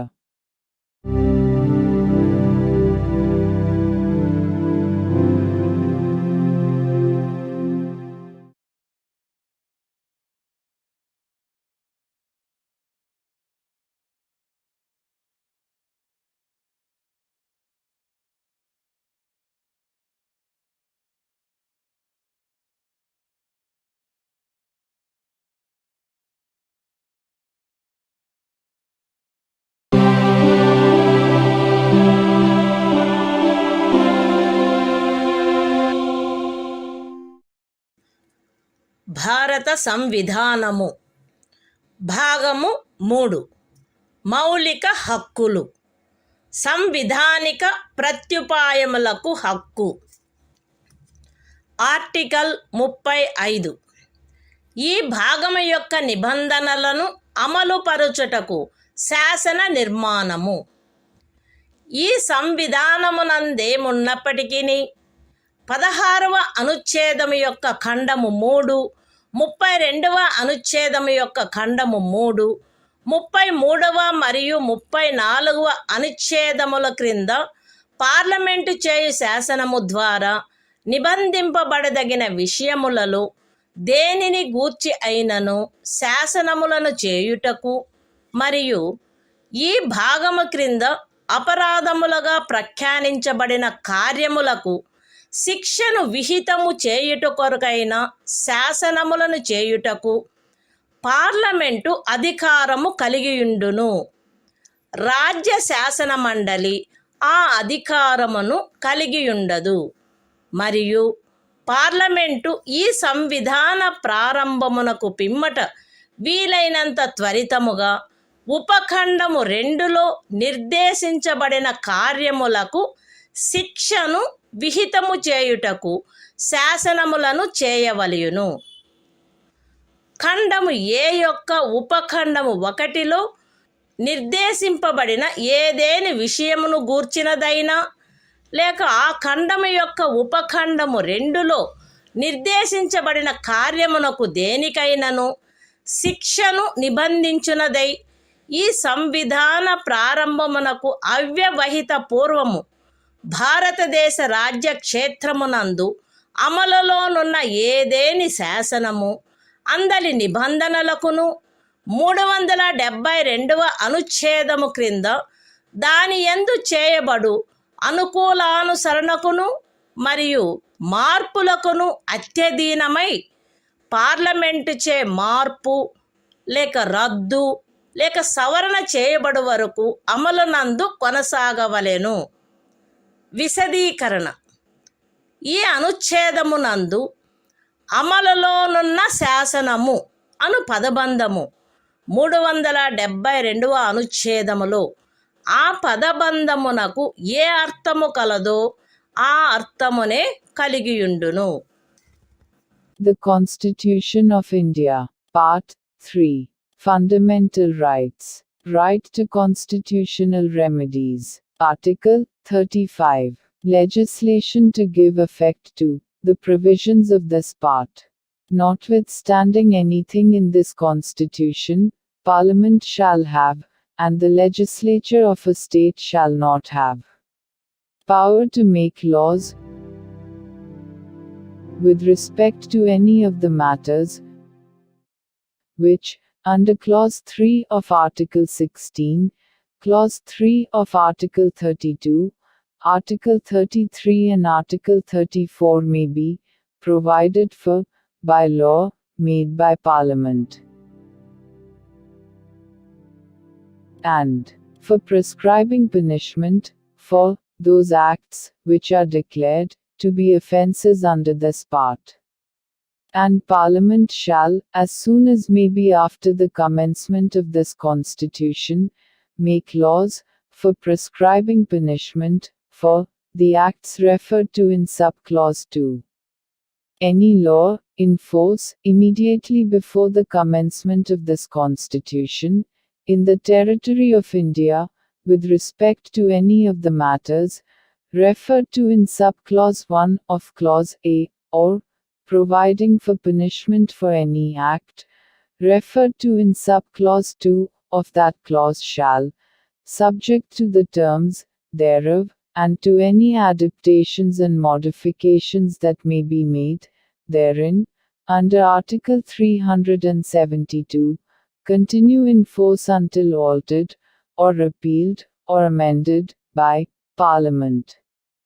Explanation: in this article, the expression law in force has the same meaning as in Article 372.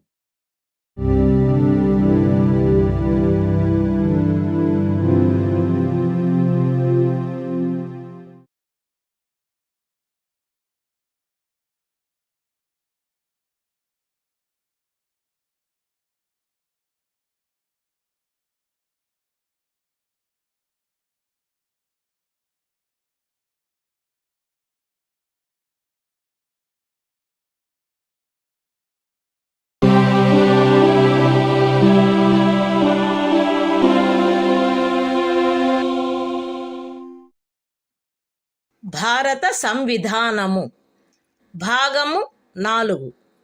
రాజ్య విధానము యొక్క ఆదేశిక సూత్రములు. Article 36. ఈ భాగంలో సందర్భము అన్యదా అపేక్షించననే తప్ప రాజ్యము అను పదము భాగము 3లో ఆ పదమునకు ఏ అర్థము కలదో ఆ అర్థమునే కలిగియుండును. The Constitution of India, Part 4. Directive Principles of State Policy. Article 36. Definition. In this part, unless the context otherwise requires, the state has the same meaning as in Part 3.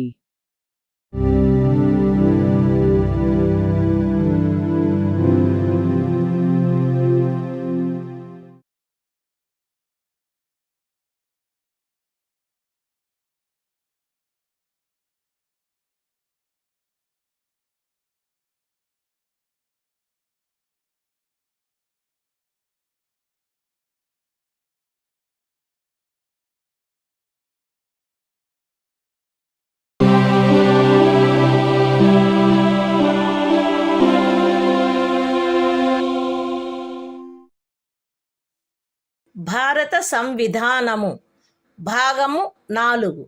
రాజ్య విధానము యొక్క ఆదేశిక సూత్రములు. ఆర్టికల్ 37. ఈ భాగములో గల సూత్రముల వర్తింపు. ఈ భాగంలోని నిబంధనలు ఏ న్యాయస్థానముచే కాని అమలు జరపదగినవి కావు. కానీ ఇందు పేర్కొనబడిన సూత్రములు దేశ పరిపాలనకు మూలాధారములుగాను మరియు శాసనములను చేయుటలో వాటిని వర్తింపచేయుట రాజ్యము యొక్క కర్తవ్యమై ఉండవలెను. The Constitution of India, Part 4. Directive Principles of State Policy. Article 37. Application of the principles contained in this part. The provisions contained in this part shall not be enforceable by any court. But the principles therein laid down are, nevertheless, fundamental in the governance of the country, and it shall be the duty of the state to apply these principles in making laws.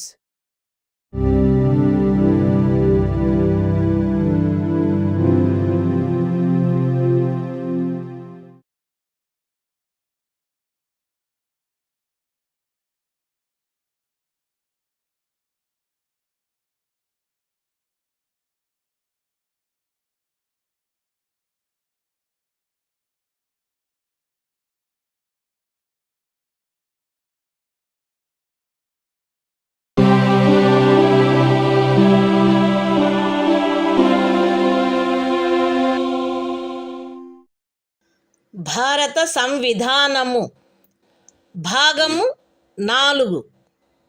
రాజ్య విధానము యొక్క ఆదేశిక సూత్రములు. Article 38. రాజ్యము ప్రజల శ్రేయస్సును పెంపొందించు సాంఘిక వ్యవస్థను చేకూర్చుట. జాతీయ జీవనంలోని అన్ని రంగములలో సాంఘిక, ఆర్థిక మరియు రాజకీయ న్యాయమును ఉజ్జీవింపచేయు సాంఘిక వ్యవస్థను వీలైనంత వరకు కట్టుదిట్టము చేకూర్చుట ద్వారాను దానిని రక్షించుట ద్వారాను రాజ్యము ప్రజల శ్రేయస్సును పెంపొందించుటకు పాటుపడవలెను.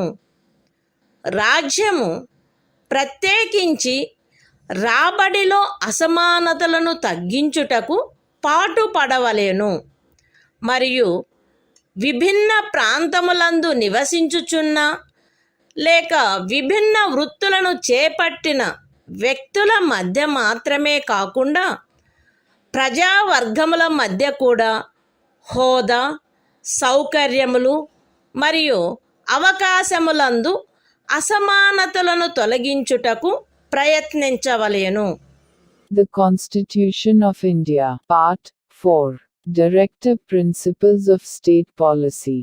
Article 38. State to secure social order, for the promotion of welfare of the people.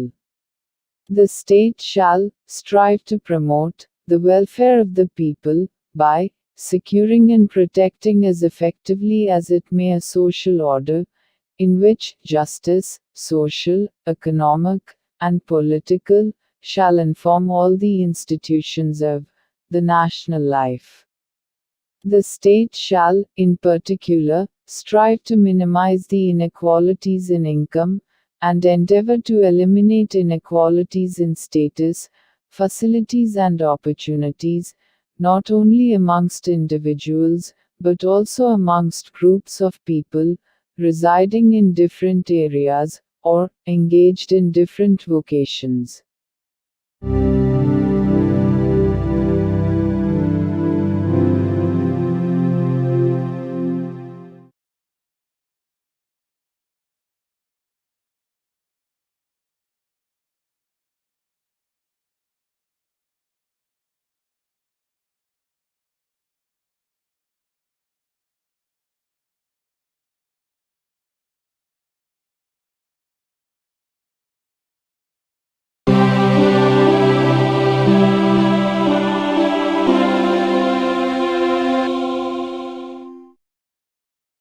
భారత సంవిధానము భాగము 4 రాజ్య విధానము యొక్క ఆదేశిక సూత్రములు.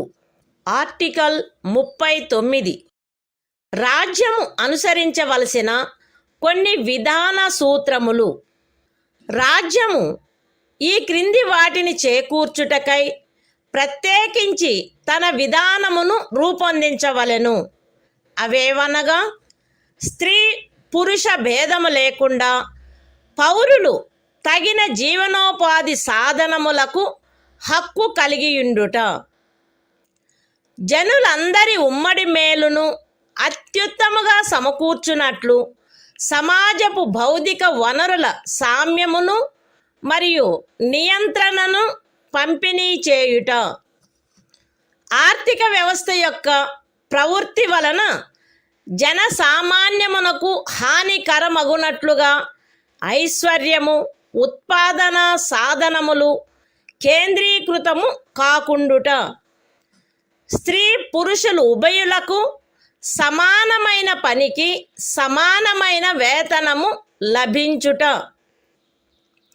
స్త్రీ పురుష కార్మికుల ఆరోగ్యము, శరీర దారుఢ్యము మరియు పిల్లల సుకుమారత్వము దురుపయోగము చేయబడుకుండుట మరియు పౌరుల ఆర్థికావశ్యకత వలన తమ వయస్సునకు లేక శరీర దారుఢ్యమునకు సరిపడని పనులలో చేరుటకు బలవంత పెట్టకుండుట, పిల్లలకు ఆరోగ్యకరమైన రీతిలో గౌరవప్రదమైన మరియు స్వేచ్ఛాయుతమైన పరిస్థితులలో అభివృద్ధి చెందు అవకాశములను మరియు సౌకర్యములను కల్పించుట మరియు బాల్య యవనములను శోషణ నుండి మరియు నైతిక మరియు బౌద్ధిక పరిత్యజనము నుండి కాపాడుట. The Constitution of India, Part 4, Directive Principles of State Policy. Article 39. Certain principles of policy to be followed by the state. The state shall, in particular, direct its policy towards securing a. that the citizens, men and women equally, have the right to an adequate means of livelihood. b. that the ownership and control of the material resources of the community are so distributed as best to subserve the common good. c. that the operation of the economic system does not result in the concentration of wealth and means of production to the common detriment.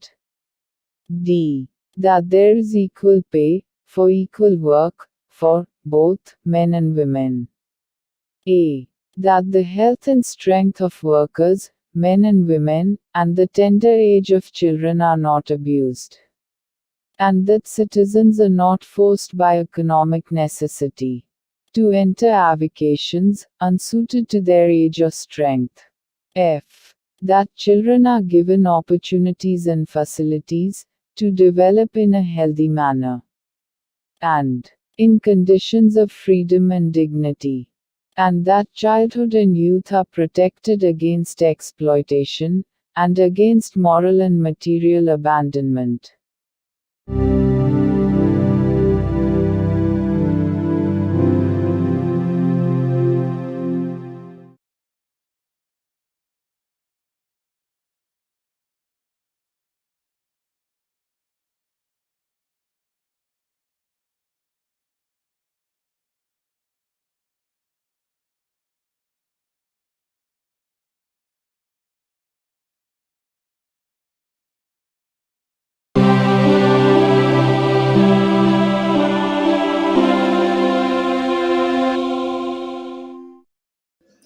భారత సంవిధానము భాగము 4 రాజ్య విధానము యొక్క ఆదేశక సూత్రములు. Article 39A సమాన న్యాయము, ఉచిత న్యాయవాద సహాయము. శాసన వ్యవస్థ ప్రవృత్తి సమానావకాశ ప్రాతిపదికపై న్యాయమును చేకూర్చు రీతిలో నిర్వహించబడినట్లు రాజ్యము కట్టుదిట్టము చేయవలెను. మరియు ప్రత్యేకముగా ఏ పౌరునికైనను ఆర్థిక లేక ఇతర అసక్తతల కారణమున న్యాయమును పొందు అవకాశములు అలభ్యము కాకుండునట్లు కట్టుదిట్టము చేయుటకై తగిన శాసన నిర్మాణమును లేక పథకముల ద్వారా గాని ఏదేని ఇతర విధముగా గాని ఉచిత న్యాయవాద సహాయమును సమకూర్చవలెను. The Constitution of India, Part 4, Directive Principles of State Policy. Article 39A. Equal justice and free legal aid. The state shall secure that the operation of the legal system promotes justice on a basis of equal opportunity, and shall, in particular, provide free legal aid by suitable legislation or schemes, or in any other way to ensure that opportunities for securing justice are not denied to any citizen by reason of economic or other disabilities.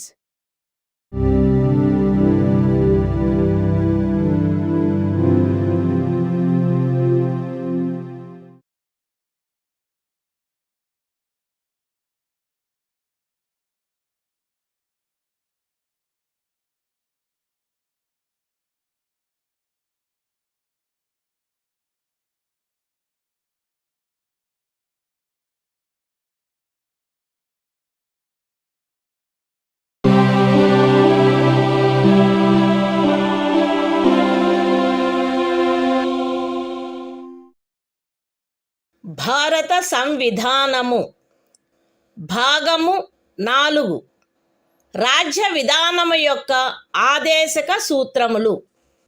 Article 40 గ్రామ పంచాయతీల వ్యవస్థీకరణ. గ్రామ పంచాయతీలను వ్యవస్థీకరించి స్వపరిపాలనా యూనిట్లుగా అవి పనిచేయుటకు వాటికి ఆవశ్యకమగు అధికార ప్రాధికారముల నొసగుటకు రాజ్యము చర్యలను గైగొనవలెను. The Constitution of India, Part 4, Directive Principles of State Policy. Article 40. Organization of village panchayats. The state shall take steps to organize village panchayats, and endow them with such powers and authority as may be necessary to enable them to function as units of self-government.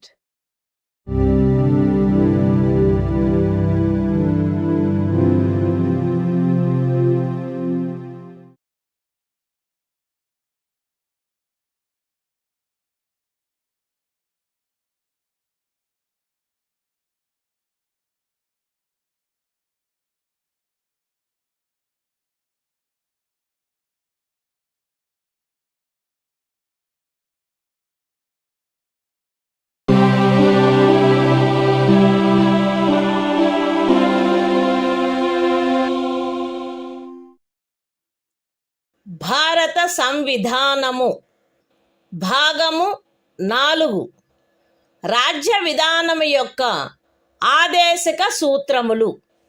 Article 41 పనికి విద్యకు కొన్ని సందర్భములలో ప్రజా సహాయమునకు హక్కు. రాజ్యము దాని ఆర్థిక స్తోమత మరియు అభివృద్ధి పరిమితుల మేరకు పనిచేయు హక్కును, విద్య నేర్చుకొను హక్కును మరియు నిరుద్యోగము, వృద్ధాప్యము, అనారోగ్యము, అంగవైకల్యము మరియు ఇతర విధములైన అకారణ దారిద్ర్యము కలిగిన సందర్భములలో ప్రజా సహాయమును పొందు హక్కును చేకూర్చుటకై కట్టుదిట్టమైన ఏర్పాటు చేయవలెను. The Constitution of India, Part 4, Directive Principles of State Policy. Article 41, Right to work, to education, and to public assistance, in certain cases. The state shall, within the limits of its economic capacity and development, make effective provision for securing the right to work, to education, and to public assistance, in cases of unemployment, old age, sickness, and disablement, and in other cases of undeserved want.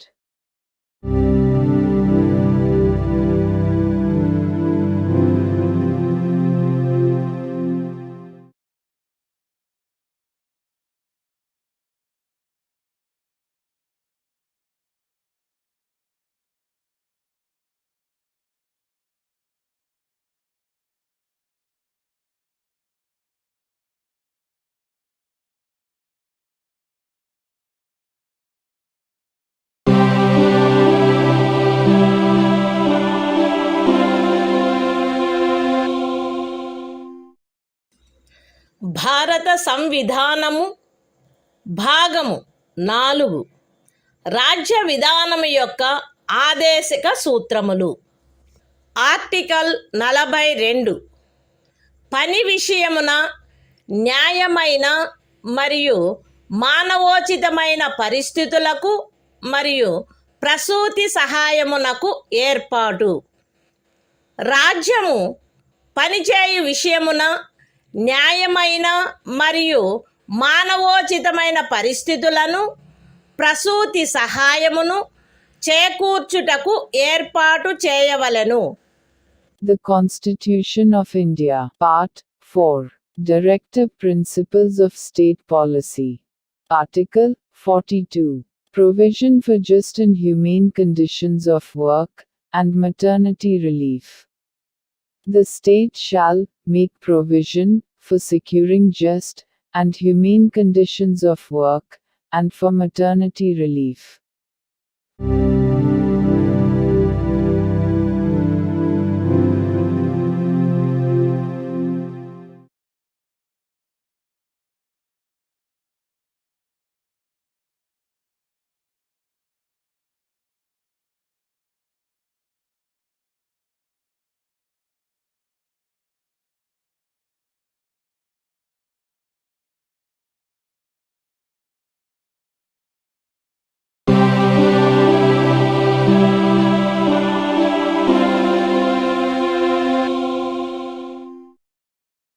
భారత సంవిధానము భాగము 4 రాజ్య విధానము యొక్క ఆదేశక సూత్రములు.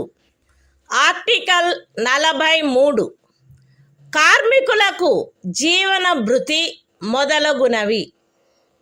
రాజ్యము తగిన శాసన నిర్మాణము ద్వారా లేక ఆర్థిక వ్యవస్థాపన ద్వారా లేక మరే విధముగానైనా వ్యవసాయ, పారిశ్రామిక లేక ఇతర కార్మికులందరికీ పనిని, జీవన భృతిని మరియు సముచిత జీవన స్థాయిని, విశ్రాంతి మరియు సాంఘిక సాంస్కృతిక అవకాశముల పూర్తి వినియోగమును చేకూర్చునట్టి పని పరిస్థితులను కల్పించుటకు ప్రయత్నించవలెను. మరియు ప్రత్యేకించి గ్రామీణ ప్రాంతములలో వైయక్తిక ప్రాతిపదికపై లేక సహకార ప్రాతిపదికపై కుటీర పరిశ్రమలను పెంపొందింపచేయుటకు ప్రయత్నించవలెను. The Constitution of India, Part 4, Directive Principles of State Policy. Article 43, Living Wage, etc., for workers. The state shall endeavor to secure, by suitable legislation, or economic organization or in any other way, to all workers, agricultural, industrial or otherwise, work, a living wage, conditions of work ensuring a decent standard of life, and full enjoyment of leisure, and social and cultural opportunities, and, in particular, the state shall endeavor to promote cottage industries, on an individual or cooperative basis, in rural areas.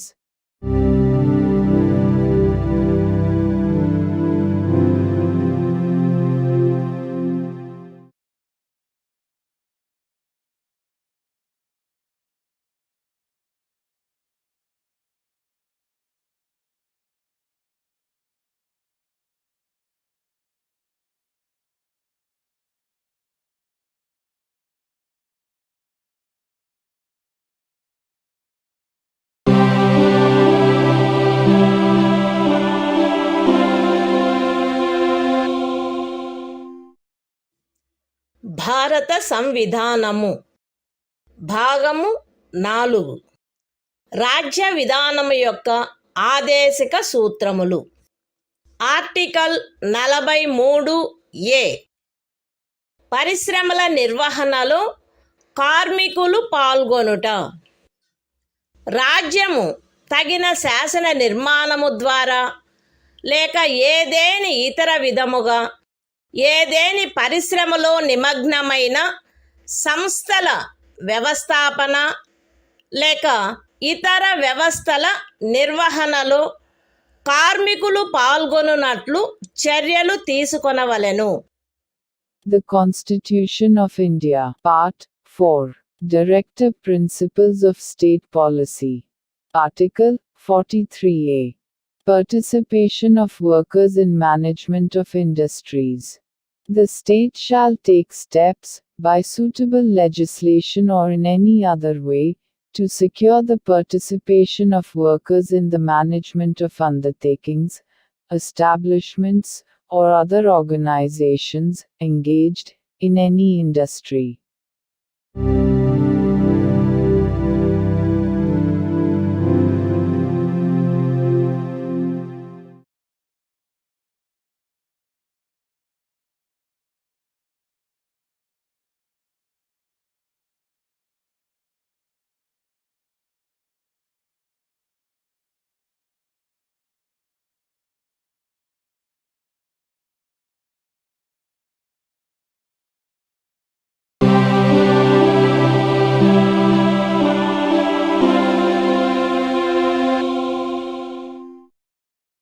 భారత సంవిధానము భాగము 4 రాజ్య విధానము యొక్క ఆదేశక సూత్రములు.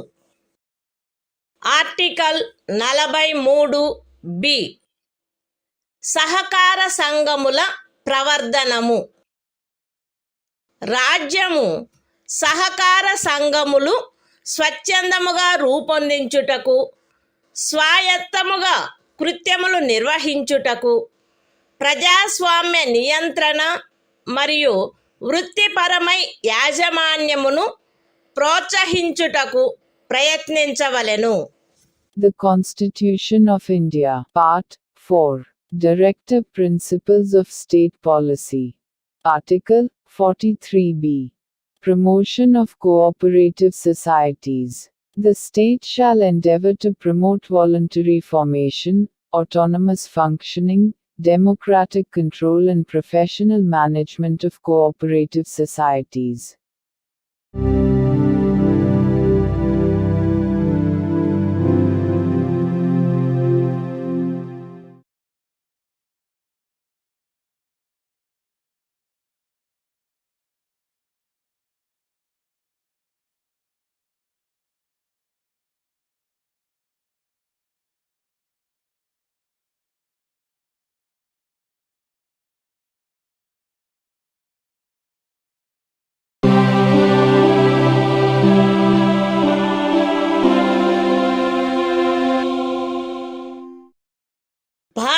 సంవిధానము భాగము 4 రాజ్య విధానము యొక్క ఆదేశిక సూత్రములు. Article 44 పౌరులందరకు ఏకరూపమైన civil స్మృతి. భారతదేశ రాజ్య క్షేత్రమునంతటను పౌరులకు ఏకరూపమైన సివిల స్మృతిని చేకూర్చుటకు రాజ్యము ప్రయత్నించవలెను. The Constitution of India, Part 4, Directive Principles of State Policy. Article 44. Uniform Civil Code for the Citizens. The state shall endeavor to secure for the citizens a uniform civil code throughout the territory of India.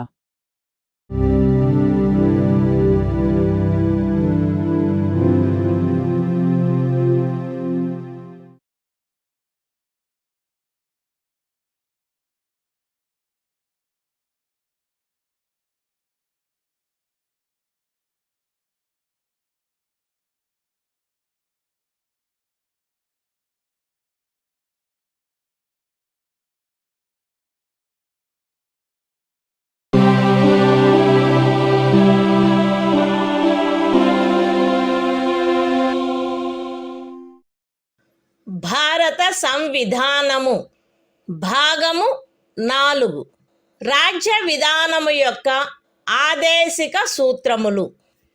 Article 45 6 సంవత్సరముల లోపు బాలలందరికీ బాల్య ప్రారంభంలో సంరక్షణ మరియు విద్యను ఏర్పాటు చేయుట.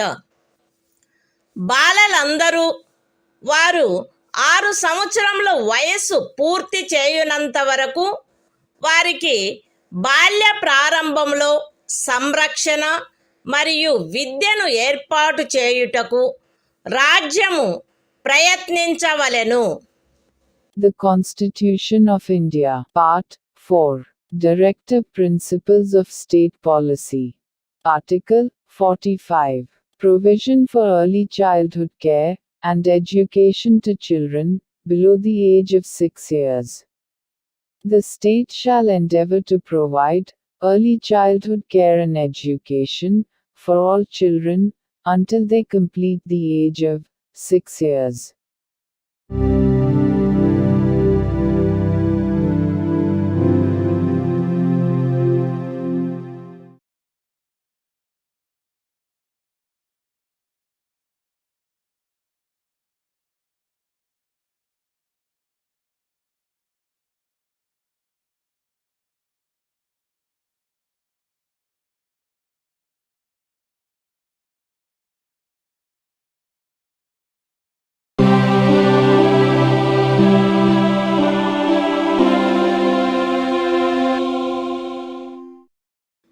భారత సంవిధానము భాగము 4 రాజ్య విధానము యొక్క ఆదేశిక సూత్రములు. ఆర్టికల్ 46 అనుసూచిత కులముల, అనుసూచిత జనజాతుల మరియు ఇతర బలహీన వర్గముల యొక్క విద్యా విషయక మరియు ఆర్థిక హితములను పెంపొందించుట. ప్రజలలో బలహీన వర్గముల, ప్రత్యేకించి అనుసూచిత కులముల మరియు అనుసూచిత జనజాతుల విద్యా విషయక మరియు ఆర్థిక హితమును రాజ్యము విశేష శ్రద్ధతో పెంపొందించవలెను మరియు సాంఘిక అన్యాయము నుండి సకల విధములగు శోషణల నుండి వారిని రక్షించవలెను. The Constitution of India, Part 4, Directive Principles of State Policy. Article 46. Promotion of educational and economic interests of scheduled castes, scheduled tribes, and other weaker sections. The state shall promote with special care the educational and economic interests of the weaker sections of the people, and, in particular, of the scheduled castes and the scheduled tribes, and shall protect them from social injustice and all forms of exploitation.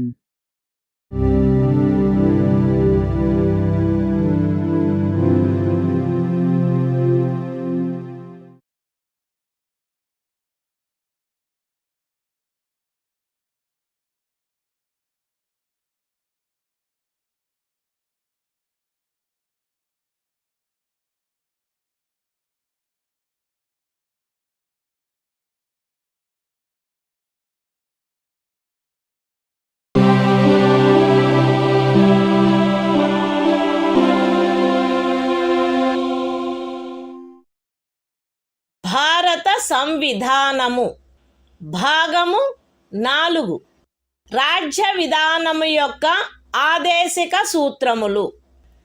Article 47 ఆహార పుష్టి స్థాయిని, జీవన స్థాయిని పెంచుటలో మరియు ప్రజారోగ్యమును మెరుగుపరచుటలో రాజ్యము యొక్క కర్తవ్యము. రాజ్యము ప్రజల ఆహార పుష్టి యొక్క స్థాయిని, జీవన స్థాయిని పెంచుట మరియు ప్రజారోగ్యమును మెరుగుపరుచుట తన ప్రాథమిక కర్తవ్యములలోనివిగా పరిగణించవలెను మరియు ప్రత్యేకించి వైద్య ప్రయోజనములకై తప్ప మద్యపానీయములను మరియు ఆరోగ్యమునకు భంగము కలిగించు ఔషధములను సేవించుటను నిషేధించుటకు రాజ్యము ప్రయత్నించవలెను. The Constitution of India, Part 4, Directive Principles of State Policy. Article 47. Duty of the state to raise the level of nutrition and the standard of living, and to improve public health. The state shall regard the raising of the level of nutrition and the standard of living of its people, and the improvement of public health, as among its primary duties, and, in particular, the state shall endeavor to bring about prohibition of the consumption, except for medicinal purposes, of intoxicating drinks and of drugs, which are injurious to health.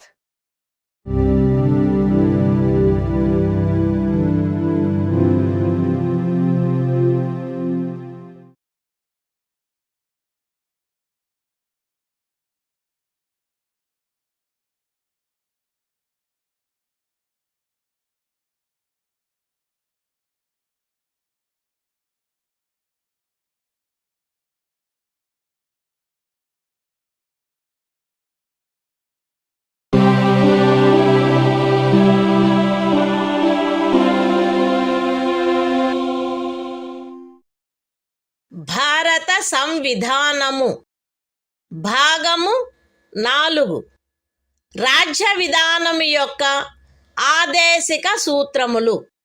Article 48 వ్యవసాయ మరియు పశు సంవర్ధనము యొక్క వ్యవస్థీకరణ. రాజ్యము ఆధునిక మరియు శాస్త్రీయ పద్ధతులను అనుసరించి వ్యవసాయమును, పశు సంవర్ధనమును వ్యవస్థీకరించవలెను మరియు ప్రత్యేకించి ఆవుల, దూడల, ఇతర పాడి పశువుల, భారవాహక పశువుల జాతులను పరిరక్షించి మెరుగుపరచుటకును వాటి వధను నిషేధించుటకును రాజ్యము చర్యలను గైగొనవలెను. The Constitution of India, Part 4, Directive Principles of State Policy. Article 48. Organization of Agriculture and Animal Husbandry. The state shall endeavor to organize agriculture and animal husbandry on modern and scientific lines, and shall, in particular, take steps for preserving and improving the breeds and prohibiting the slaughter of cows and calves and other milch and draft cattle.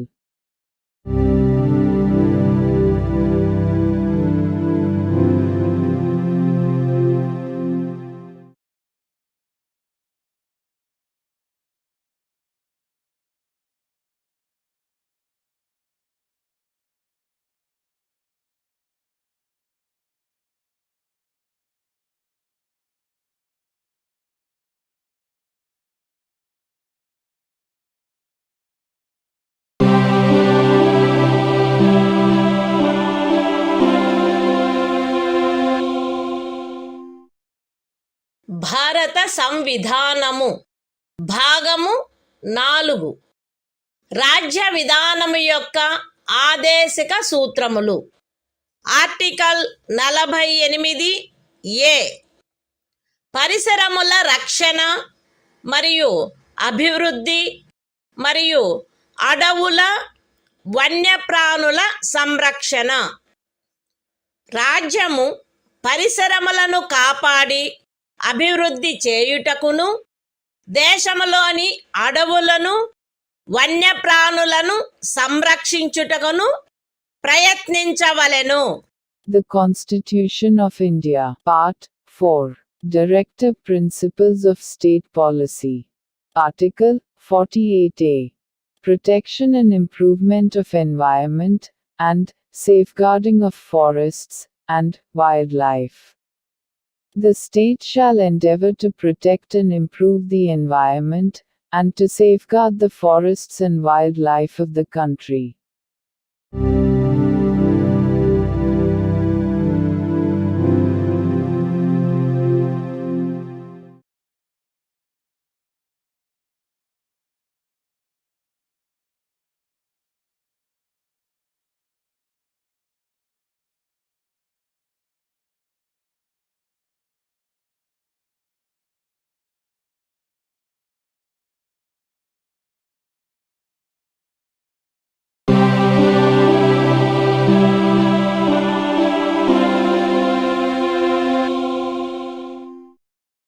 భారత సంవిధానము భాగము 4 రాజ్య విధానము యొక్క ఆదేశిక సూత్రములు. Article 49 జాతీయ ప్రాముఖ్యము గల స్మారక చిహ్నములను రక్షించుట. Parliament చేయబడిన శాసనము ద్వారా గాని లేదా దాని క్రింద గాని జాతీయ ప్రాముఖ్యము గలవని ప్రఖ్యానించబడిన కళాత్మక లేక ఐతిహాసిక ప్రయోజనము గల ప్రతి ఒక్క స్మారక చిహ్నమును లేక స్థలమును లేక వస్తువును సందర్భానుసారముగా కొల్లగొట్టుట, విరూపణము, వినాశనము, తొలగింపు, వ్యయనము లేక ఎగుమతి చేయుట నుండి రక్షించుట రాజ్యము యొక్క బాధ్యత అయ్యుండును. The Constitution of India, Part 4, Directive Principles of State Policy. Article 49. Protection of monuments and places and objects of national importance.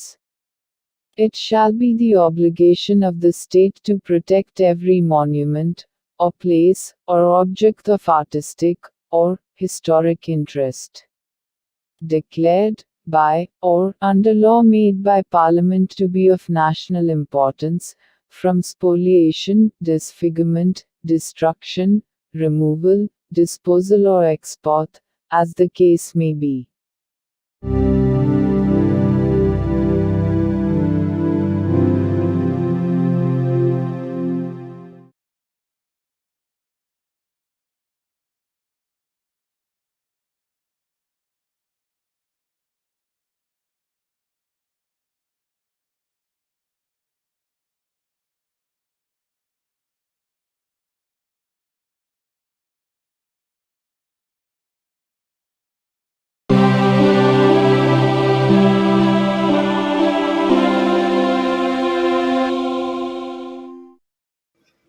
భారత సంవిధానము భాగము 4 రాజ్య విధానము యొక్క ఆదేశిక సూత్రములు.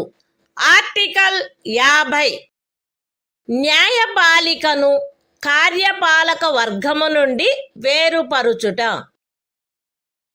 రాజ్యము యొక్క పబ్లిక్ సేవలలో న్యాయపాలికను కార్యపాలక వర్గము నుండి వేరుపరుచుటకు రాజ్యము చర్యలను గైగొనవలెను.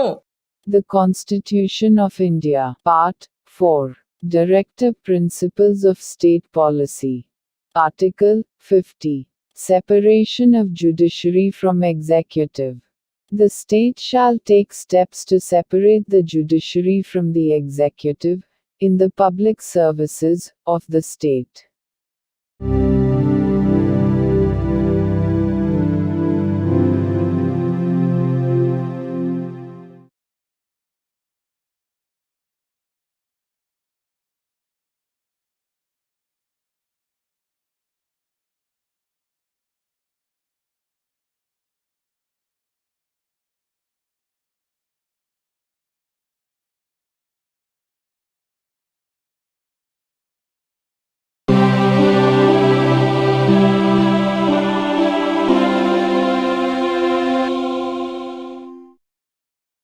భారత సంవిధానము భాగము 4 రాజ్య విధానము యొక్క ఆదేశిక సూత్రములు.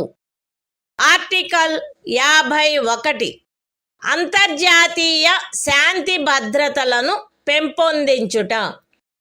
రాజ్యము ఈ క్రింది వాటికై ప్రయత్నించవలెను: అంతర్జాతీయ శాంతి భద్రతలను పెంపొందించుట, జాతుల మధ్య న్యాయమైన మరియు గౌరవప్రదమైన సంబంధములను నెలకొల్పుట, సువ్యవస్థిత ప్రజానీకముల పరస్పర వ్యవహారములందు అంతర్జాతీయ శాసనము పట్ల, సంధి బాధ్యతల పట్ల గౌరవమును పెంపొందించుట మరియు అంతర్జాతీయ వివాదముల పరిష్కారము మధ్యవర్తిత్వము ద్వారా జరుగుటను ప్రోత్సహించుట. The Constitution of India, Part 4, Directive Principles of State Policy. Article 51, Promotion of International Peace and Security. The state shall endeavor to a. Promote international peace and security. b. Maintain just and honorable relations between nations. c. Foster respect for international law and treaty obligations in the dealings of organized peoples with one another. And d. Encourage settlement of international disputes by arbitration.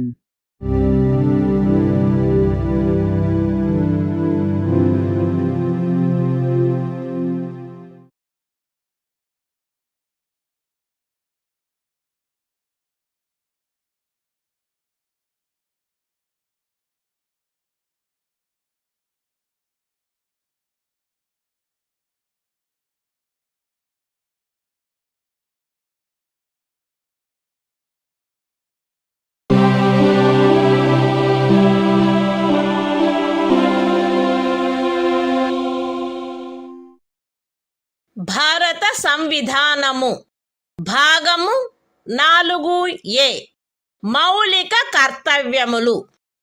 Article 51A ప్రతి భారత పౌరునికి సంవిధానమునకు కట్టుబడి ఉండుట మరియు దాని ఆదర్శములను, సంస్థలను, జాతీయ పతాకమును, జాతీయ గీతమును గౌరవించుట, జాతీయ స్వాతంత్ర పోరాటమునకు స్ఫూర్తినిచ్చిన ఉన్నతాదర్శములను జ్ఞప్తి అందించుకొని వాటిని పాటించుట, భారతదేశ సార్వభౌమతను, ఐక్యతను మరియు అఖండతను సమర్థించి కాపాడుట, దేశమును రక్షించుట మరియు కోరినప్పుడు జాతీయ సేవ చేయుట, భారత ప్రజలందరి మధ్య మత, భాష మరియు ప్రాంతము లేక వర్గ వైవిధ్యముల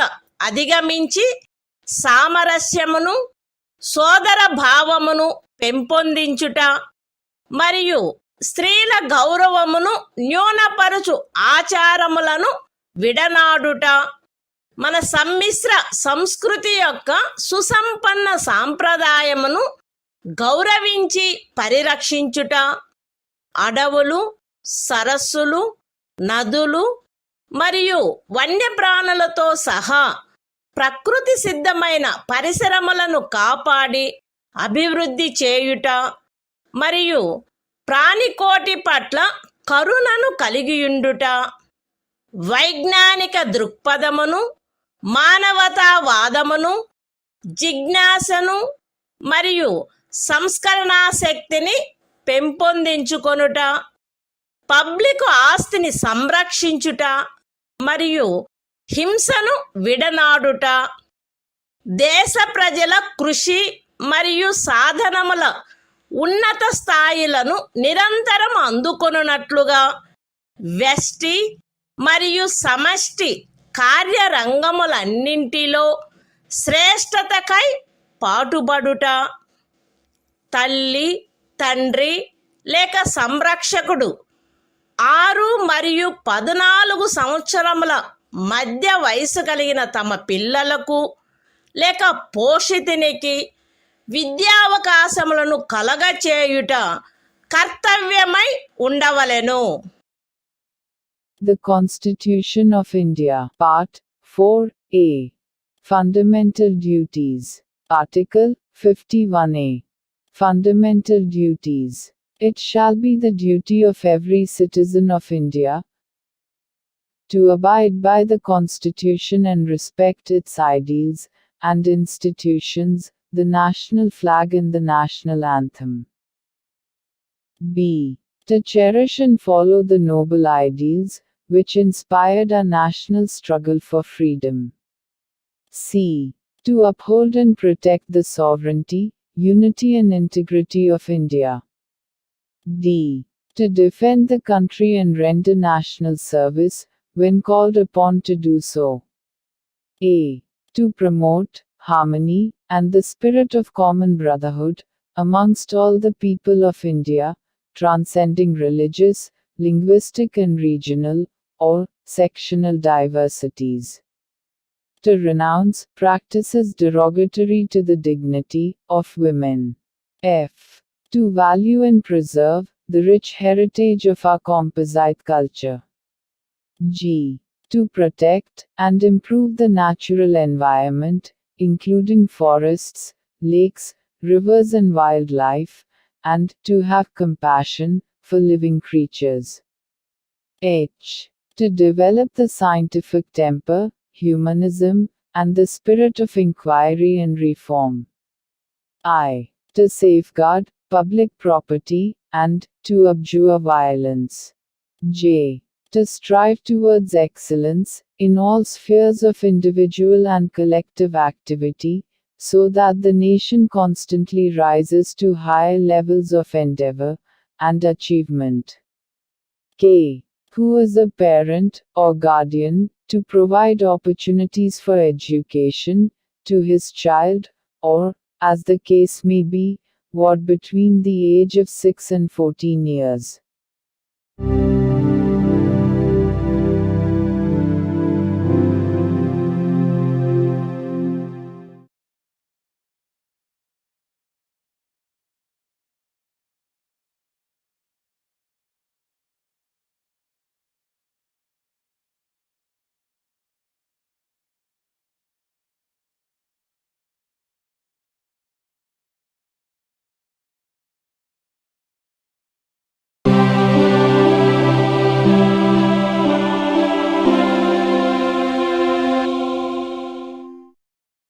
భారత సంవిధానము భాగము 5 సంఘము అధ్యాయం 1 కార్యపాలక వర్గము రాష్ట్రపతి మరియు ఉపరాష్ట్రపతి ఆర్టికల్ 52 భారత రాష్ట్రపతి భారతదేశమునకు ఒక రాష్ట్రపతి ఉండవలెను. The Constitution of India, Part 5, The Union. Chapter 1. The Executive. The President and Vice President.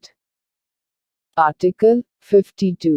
The President of India. There shall be a President of India.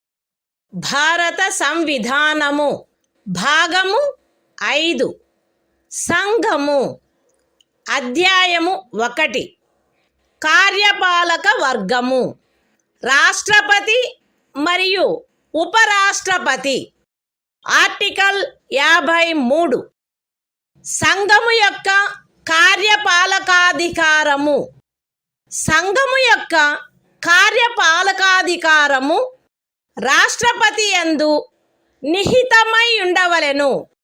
ఆయన దానిని స్వయముగా లేక తనకు అధీనస్థులగు అధికారుల ద్వారా ఈ సంవిధానమును అనుసరించి వినియోగించవలెను.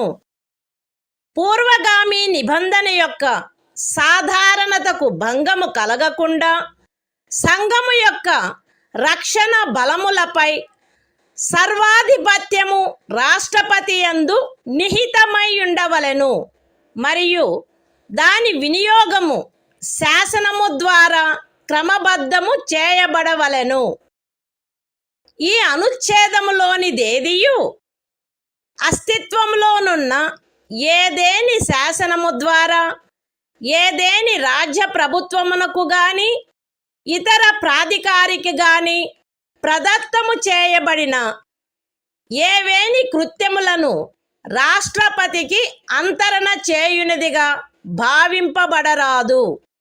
లేక రాష్ట్రపతి మినహా ఇతర ప్రాధికారులకు శాసనము ద్వారా కృత్యములను ప్రదత్తము చేయుట నుండి పార్లమెంటును నివారించదు.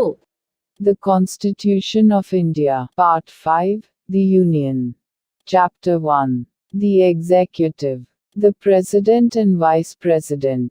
Article 53. Executive Power of the Union. 1.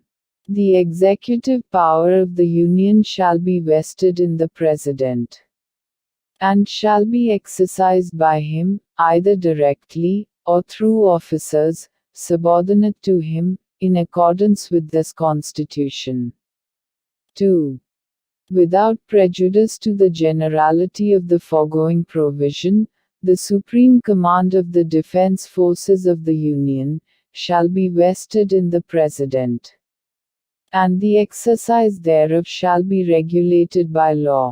3. Nothing in this article shall be deemed to transfer to the President any functions conferred by any existing law on the government of any state, or other authority, or prevent Parliament from conferring by law functions on authorities other than the President.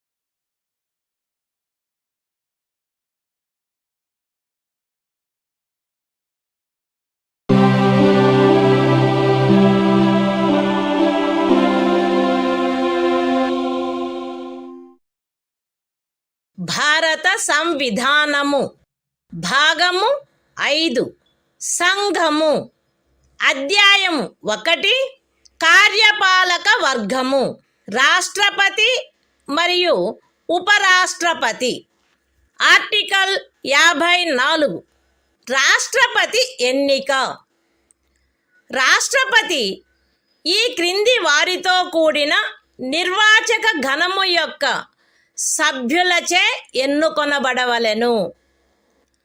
Parliament ఉభయ సదనములోని ఎన్నుకొనబడిన సభ్యులు మరియు రాజ్య శాసన సభలలోని ఎన్నుకొనబడిన సభ్యులు. విశదీకరణ ఈ అనుచ్ఛేదము మరియు అనుచ్ఛేదము 55లోని రాజ్యము అను పదములో ఢిల్లీ జాతీయ రాజధాని రాజ్యక్షేత్రము మరియు పాండిచ్చేరి సంఘ రాజ్యక్షేత్రము చేరియుండును. The Constitution of India, Part 5, The Union. Chapter 1. The Executive. The President and Vice President. Article 54. Election of President. The President shall be elected by the members of an electoral college, consisting of a. the elected members of both houses of Parliament, and b. the elected members of the legislative assemblies of the states. Explanation. In this article, and in Article 55, state includes the National Capital Territory of Delhi and the Union Territory of Pondicherry.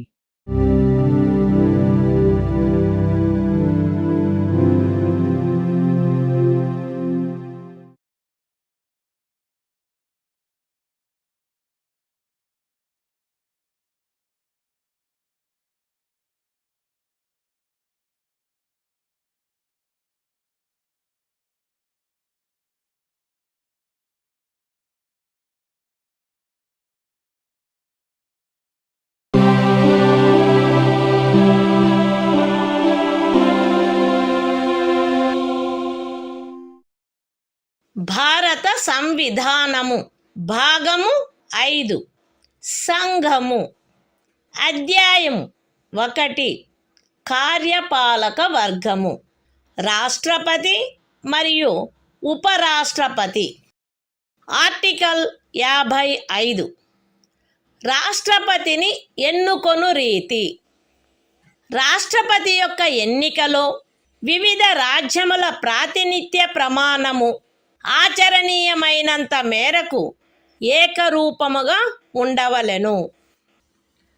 రాజ్యముల మధ్య అట్టి ఏకరూపతను చేకూర్చుటకు గాను మరియు మొత్తము రాజ్యములకును సంఘమునకును మధ్య సమత్వమును చేకూర్చుటకు గాను అట్టి ఎన్నికలో పార్లమెంటులోని మరియు ప్రతి రాజ్య శాసనసభలోని ఎన్నుకొనబడిన ప్రతి సభ్యుడు ఇచ్చుటకు హక్కు కలిగియున్న ఓట్ల సంఖ్యను ఈ క్రింది రీతిగా నిర్ధారణ చేయవలెను.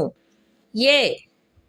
రాజ్యం యొక్క జనసంఖ్యను ఆ రాజ్య శాసనసభలోని ఎన్నుకొనబడిన మొత్తము సభ్యుల సంఖ్యతో భాగించగా వచ్చు భాగఫలములో 1000 యొక్క గుణిజములు ఎన్నియుండునో అన్ని ఓట్లను రాజ్య శాసనసభకు ఎన్నుకొనబడిన ప్రతి సభ్యుడు కలిగి ఉండవలెను. బి. 1000 యొక్క సదరు గుణిజములను లెక్కించిన పిమ్మట శేషము 500కు తగ్గనిచో ఉపఖండము ఏలో నిర్దేశింపబడిన ప్రతి సభ్యునకు గల ఓట్ల సంఖ్యకు అదనముగా 1 ఓటును చేర్చవలెను. సి.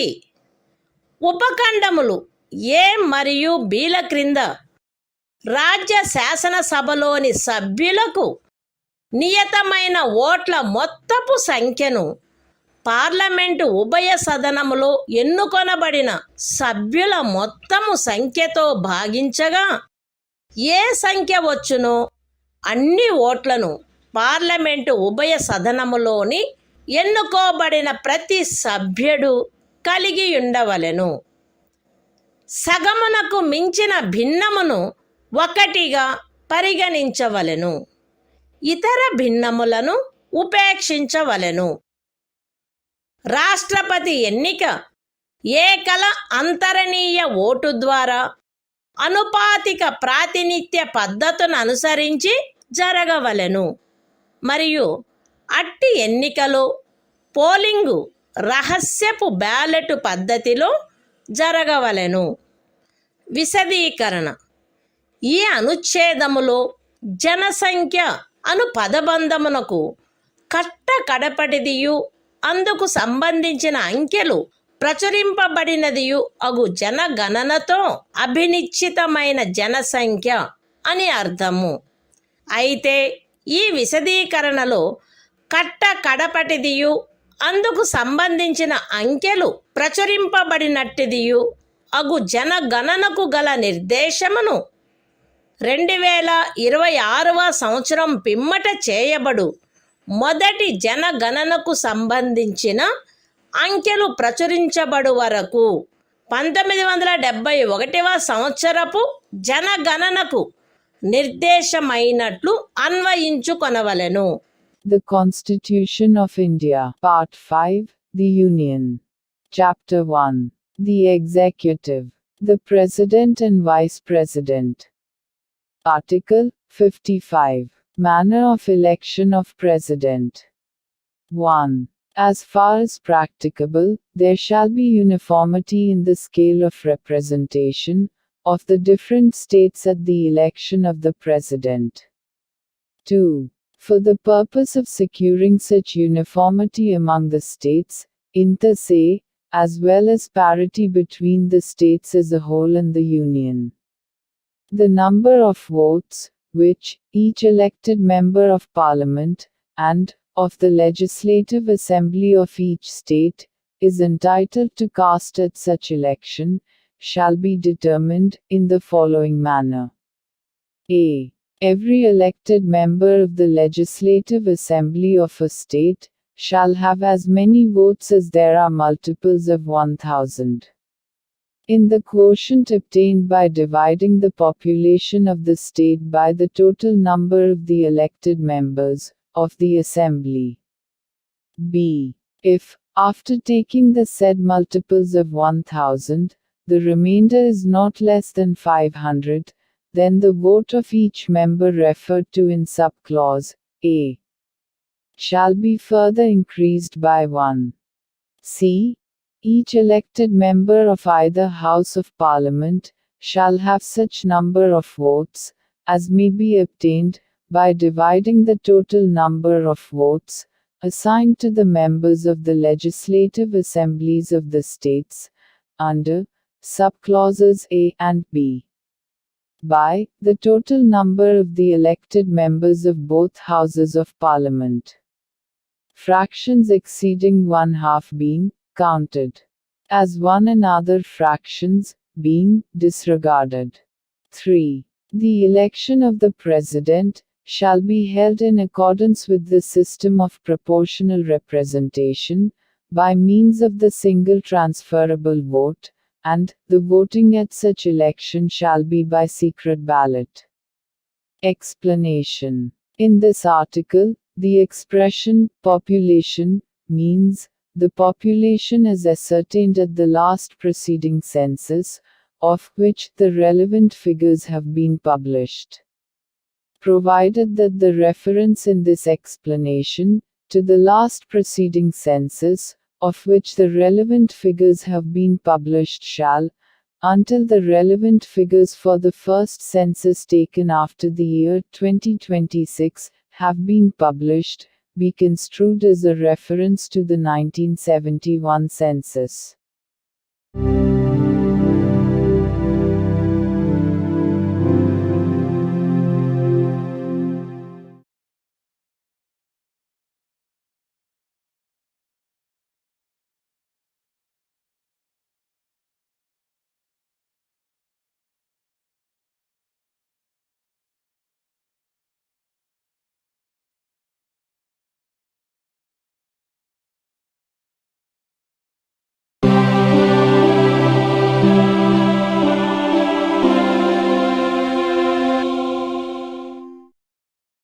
భారత సంవిధానము భాగము 5 సంఘము అధ్యాయము 1 కార్యపాలక వర్గము రాష్ట్రపతి మరియు ఉపరాష్ట్రపతి ఆర్టికల్ 56 రాష్ట్రపతి పదావధి రాష్ట్రపతి తన పదవిలో ప్రవేశించిన తేదీ నుండి 5 సంవత్సరముల కాలావధి వరకు పదవి యందుండవలెను. అయితే రాష్ట్రపతి తన చేవ్రాలుతో ఉపరాష్ట్రపతికి లేఖ రాయుట ద్వారా తన పదవికి రాజీనామా ఇవ్వవచ్చును. రాష్ట్రపతిని సంవిధానాతిక్రమణము కావించినందుకు 61వ అనుచ్ఛేదములో నిబంధించబడిన రీతిగా మహాభియోగము ద్వారా పదవి నుండి తొలగించవచ్చును. రాష్ట్రపతి తన పదావధి ముగిసినప్పటికీ తన ఉత్తరాధికారి ఆ పదవిలో ప్రవేశించు వరకు పదవిలో కొనసాగవలెను. ఖండము 1 యొక్క వినాయింపులోని ఖండము ఏ క్రింద ఉపరాష్ట్రపతికి పంపబడిన రాజీనామా పత్రమును ఆయన లోక్సభ అధ్యక్షునికి తక్షణమే పంపవలెను. The Constitution of India, Part 5, The Union. Chapter 1. The Executive. The President and Vice President. Article 56. Term of Office of President. 1. The President shall hold office for a term of 5 years, from the date on which he enters upon his office. Provided that a. The President may, by writing under his hand addressed to the Vice President, resign his office. b. The President may, for violation of the Constitution, be removed from office by impeachment in the manner provided in Article 61. c. The President shall, notwithstanding the expiration of his term, continue to hold office, until his successor enters upon his office. 2. Any resignation addressed to the Vice President under Clause A of the proviso to Clause 1 shall forthwith be communicated, by him, to the Speaker of the House of the People.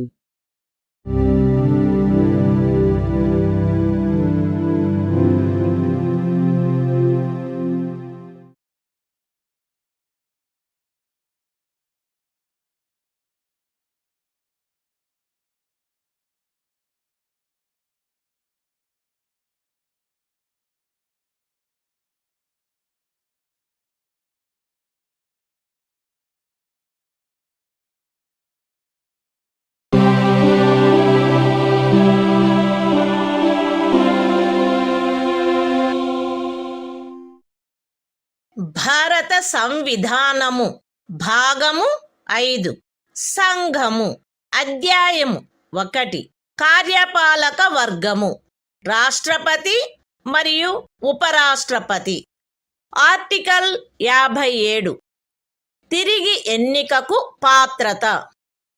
రాష్ట్రపతి పదవియందున్నా లేక ఆ పదవియందుండిన ఏ వ్యక్తి అయినను ఈ సంవిధానములోని ఇతర నిబంధనలకు అత్యధీనమై ఆ పదవికి తిరిగి ఎన్నుకొనుబడుటకు పాత్రుడై ఉండును. The Constitution of India, Part 5, The Union. Chapter 1. The Executive. The President and Vice President. Article 57. Eligibility for re-election. A person who holds, or who has held, office as President shall, subject to the other provisions of this Constitution, be eligible for re-election to that office.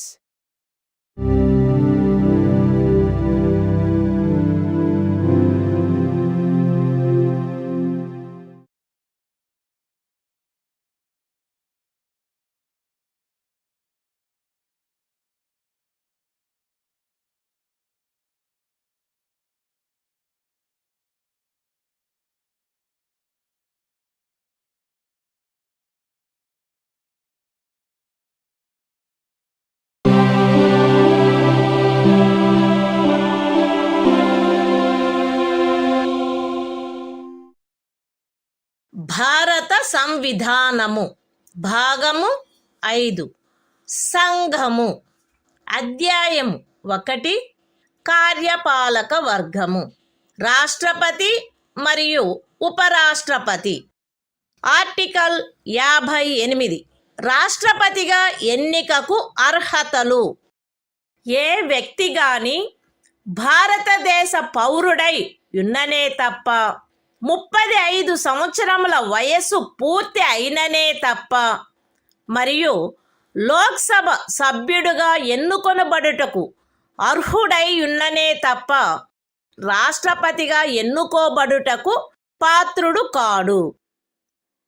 ఏ వ్యక్తి అయినను భారత ప్రభుత్వము క్రింద లేక ఏదేని రాజ్య ప్రభుత్వము క్రింద లేక సదరు ప్రభుత్వములోని దేని యొక్క నియంత్రణకైనను అత్యధీనమై ఉన్న ఏదేని స్థానిక లేక ఇతర ప్రాధికారి క్రింద గాని లాభాయుతమైన ఏదేని పదవి యందున్నచో ఆ వ్యక్తి రాష్ట్రపతిగా ఎన్నుకొనబడుటకు పాత్రుడు కాడు.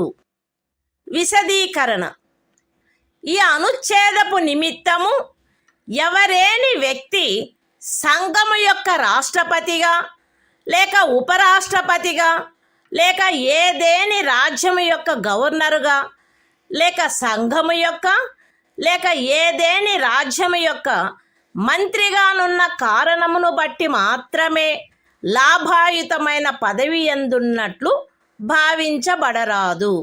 The Constitution of India, Part 5, The Union. Chapter 1. The Executive.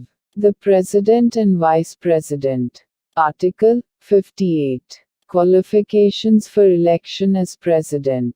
1. No person shall be eligible for election as President, unless he is a citizen of India, has completed the age of 35 years, and is qualified for election, as a member of the House of the People. 2. A person shall not be eligible for election as President if he holds any office of profit, under the Government of India, or the Government of any state, or under any local or other authority, subject to the control of any of the said governments. Explanation. For the purposes of this article, a person shall not be deemed to hold any office of profit, by reason only that he is the President or Vice President of the Union, or the Governor of any state, or as a minister either for the Union or for any state.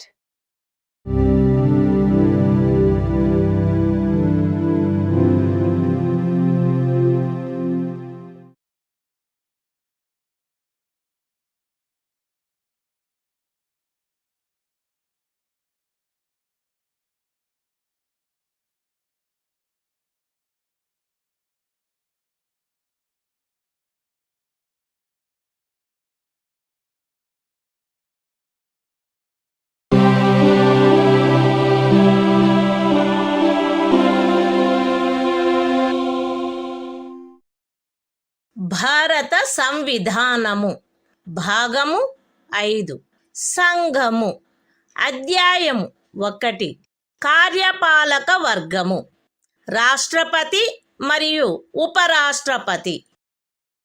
Article 59 రాష్ట్రపతి పదవీ షరతులు. రాష్ట్రపతి parliament యొక్క లేక ఏదేని రాజ్య శాసన మండలి యొక్క ఏ సదనములో గాని సభ్యుడుగా ఉండరాదు మరియు పార్లమెంటు యొక్క లేక ఏదేని రాజ్య శాసన మండలి యొక్క ఏ సదనములోని సభ్యుడైనను రాష్ట్రపతిగా ఎన్నుకొనబడినచో ఆయన రాష్ట్రపతి పదవిలో ప్రవేశించిన తేదీ నుండి ఆ సదనములోని తన స్థానమును ఖాళీ చేసినట్లు భావించవలెను. రాష్ట్రపతి లాభాయుతమైన ఏదేని ఇతర పదవి యందు ఉండరాదు. రాష్ట్రపతి అద్దె చెల్లించకుండా తన అధికార నివాస గృహములను ఉపయోగించుకొనుటకు హక్కు కలిగియుండును మరియు పార్లమెంటు శాసనము ద్వారా నిర్ధారణ చేయు ఉపలబ్ధులకు, భత్యములకు మరియు విశేషాధికారములకు మరియు తద్విషయమున అట్లు నిబంధన చేయబడు వరకు 2వ అనుసూచిలో నిర్దిష్టపరచబడిన ఉపలబ్ధులకు, భత్యములకు మరియు విశేషాధికారములకు ఆయన హక్కు కలిగియుండును. రాష్ట్రపతి యొక్క ఉపలబ్ధులు మరియు భత్యములు ఆయన పదావధిలో తగ్గించబడరాదు. The Constitution of India. Part 5. The Union. Chapter 1. The Executive. The President and Vice President. Article 59. Conditions of President's office.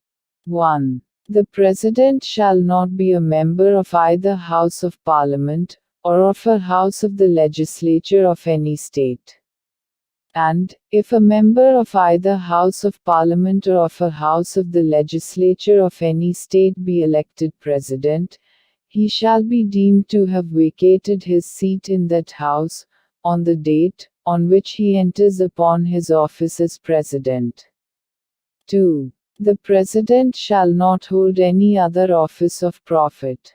3. The President shall be entitled without payment of rent to the use of his official residences, and shall be also entitled to such emoluments, allowances, and privileges as may be determined by Parliament by law. And, until provision in that behalf is so made, such emoluments, allowances and privileges, as are specified in the second schedule. 4. The emoluments and allowances of the President shall not be diminished during his term of office.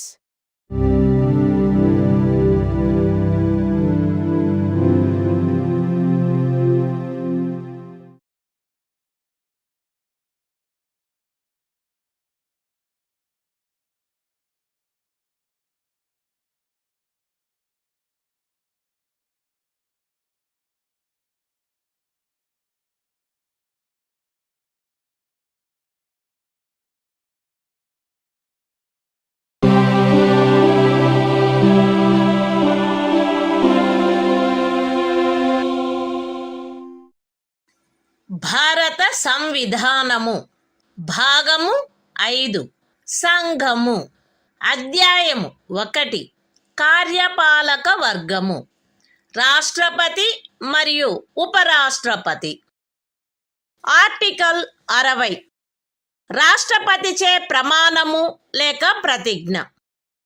ప్రతి రాష్ట్రపతి మరియు రాష్ట్రపతిగా వ్యవహరించు లేక రాష్ట్రపతి కృత్యములను నిర్వహించు ప్రతి వ్యక్తి తన పదవిలో ప్రవేశించుటకు పూర్వము భారతదేశ ముఖ్య న్యాయమూర్తి సమక్షమున లేక ఆయన హాజరు లేనప్పుడు సర్వోన్నత న్యాయస్థాన న్యాయాధీశులలో అందుబాటులో ఉన్న వారిలో అందరికంటే సీనియర్ న్యాయాధీశుని సమక్షమున గాని ఈ క్రింది రూపములో ప్రమాణము లేక ప్రతిజ్ఞ చేసి దానిపై చేవ్రాలు చేయవలెను.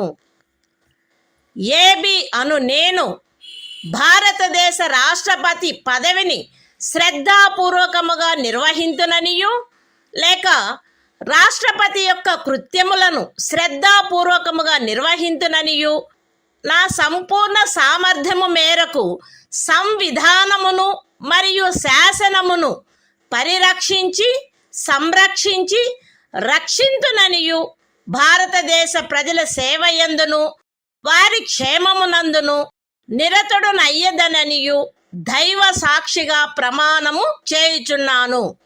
సత్యనిష్టతో ప్రతిజ్ఞ చేయుచున్నాను. The Constitution of India. Part 5. The Union. Chapter 1. The Executive. The President and Vice President. Article 60. Oath, or affirmation, by the President. Every President, and every person acting as President, or discharging the functions of the President, shall, before entering upon his office, make and subscribe in the presence of the Chief Justice of India, or, in his absence, the senior most judge of the Supreme Court available, an oath or affirmation in the following form, that is to say, I, A.B., do swear in the name of God, that I will faithfully execute the office, solemnly affirm of President, or discharge the functions of the President of India, and will to the best of my ability, preserve, protect and defend the Constitution, and the law, and that I will devote myself to the service and well-being of the people of India.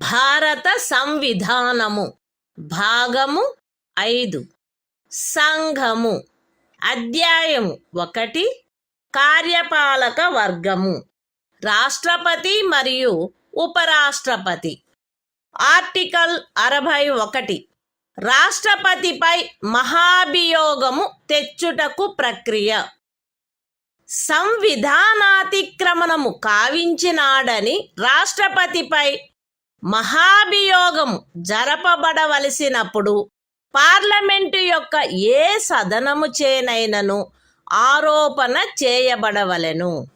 అట్టి ఆరోపణ ఏదియు అట్టి ఆరోపణ చేయు ప్రతిపాదన గల తీర్మానమును ప్రస్తావించవలెనను ఉద్దేశము తమకు కలదని ఆ సదనము యొక్క మొత్తము సభ్యుల సంఖ్యలో 4వ వంతుకు తక్కువగాని మంది చేవ్రాలు చేసి వ్రాతపూర్వకముగా నోటీసు ఇచ్చిన పిమ్మట కనీసం 14 దినములు గడిచిన తర్వాత ప్రస్తావించననే తప్ప మరియు అట్టి తీర్మానము ఆ సదనము యొక్క మొత్తము సభ్యుల సంఖ్యలో 3/2 తక్కువ కాని అధిక సంఖ్యాకులచే పాస్ చేయబడిననే తప్ప చేయబడరాదు.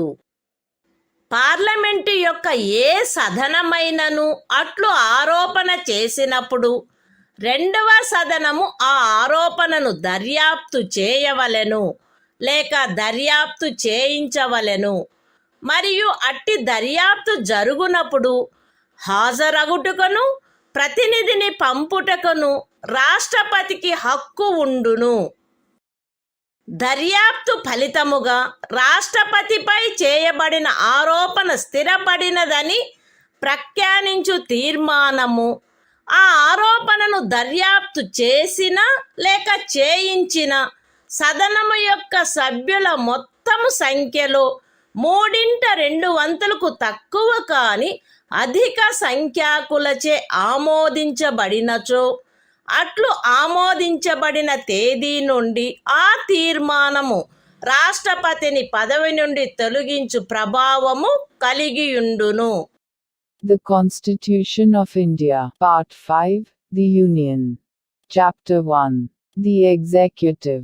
The President and Vice President. Article 61. Procedure for impeachment of the President. 1. When a President is to be impeached for violation of the Constitution, the charge shall be preferred by either House of Parliament. 2. No such charge shall be preferred, unless the proposal to prefer such charge is contained in a resolution, which has been moved, after at least 14 days' notice in writing, signed by not less than 1/4 of the total number of members of the House, has been given of their intention to move the resolution. And such resolution has been passed by a majority of not less than 2/3 of the total membership of the House. 3.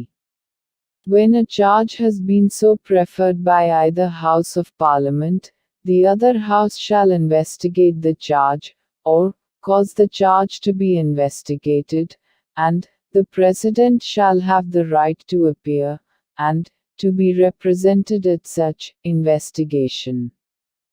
4. If as a result of the investigation, a resolution is passed by a majority of not less than 2/3 of the total membership of the House, by which the charge was investigated, or caused to be investigated, declaring that the charge preferred against the President has been sustained, such resolution shall have the effect of removing the President from his office, as from the date on which the resolution is so passed.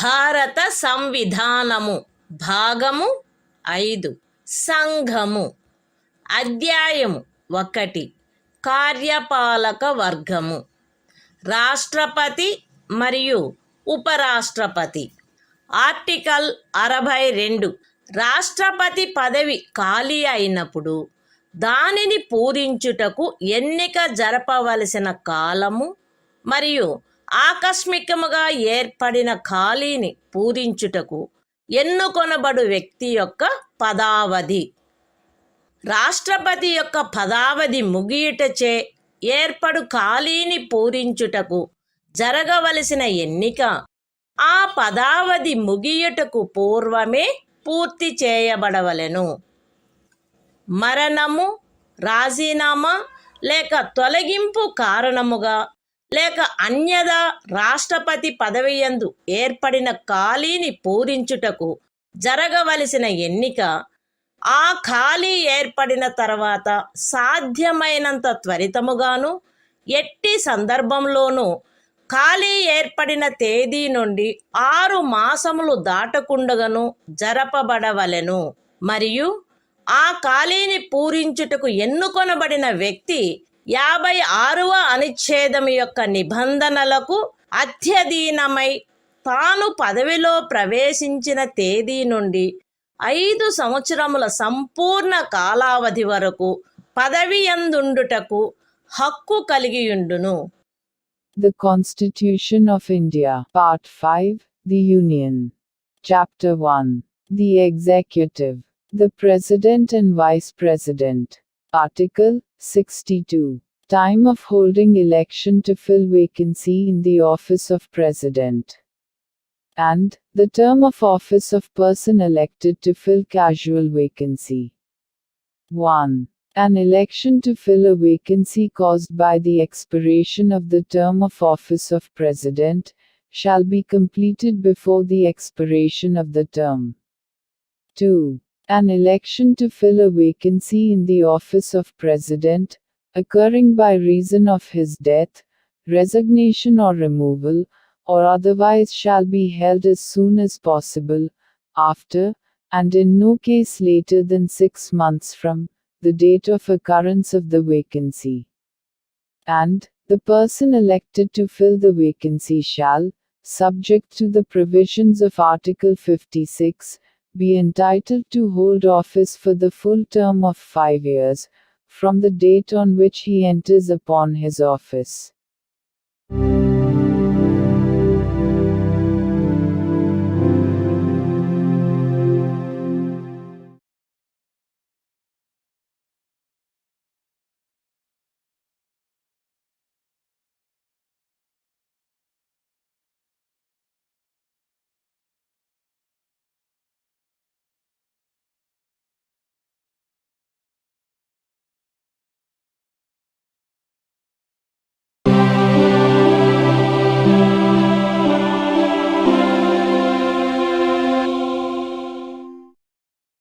భారత సంవిధానము భాగము 5 సంఘము అధ్యాయము 1 కార్యపాలక వర్గము రాష్ట్రపతి మరియు ఉపరాష్ట్రపతి article 63 భారత ఉపరాష్ట్రపతి భారతదేశమునకు ఒక ఉపరాష్ట్రపతి ఉండవలెను.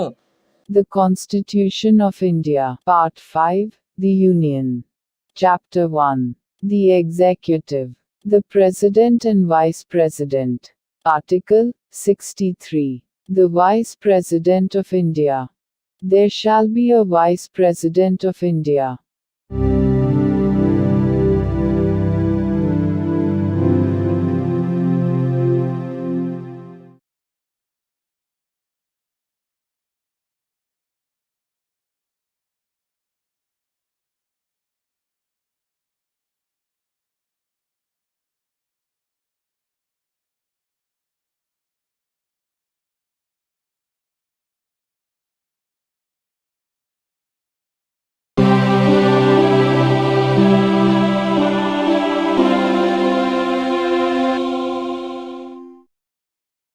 భారత సంవిధానము భాగము 5 సంఘము అధ్యాయము 1 కార్యపాలక వర్గము రాష్ట్రపతి మరియు ఉపరాష్ట్రపతి ఆర్టికల్ 64 ఉపరాష్ట్రపతి పదవి రీత్యా రాజ్యసభకు సభాపతిగా నుండుట ఉపరాష్ట్రపతి పదవి రీత్యా రాజ్యసభకు సభాపతి అయ్యుండును.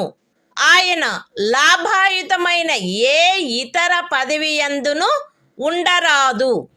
అయితే ఉపరాష్ట్రపతి 65వ అనుచ్ఛేదము క్రింద రాష్ట్రపతిగా వ్యవహరించు లేక రాష్ట్రపతి యొక్క కృత్యములను నిర్వహించు ఏ కాలావధిలోనైనను ఆయన రాజ్యసభ యొక్క సభాపతి పదవికి చెందిన కర్తవ్యములను నిర్వర్తించరాదు.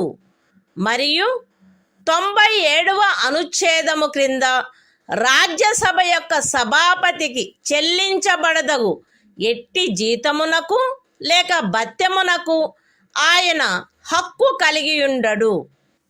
The Constitution of India, Part 5, The Union. Chapter 1. The Executive. The President and Vice President. Article 64. The Vice President, to be, ex officio Chairman of the Council of States. The Vice President shall be, ex officio Chairman of the Council of the States, and shall not hold any other office of profit, provided that, during any period, when the Vice President acts as President, or discharges the functions of the President under Article 65, he shall not perform the duties of the office of Chairman of the Council of States, and shall not be entitled to any salary or allowance payable to the Chairman of the Council of States, under Article 97.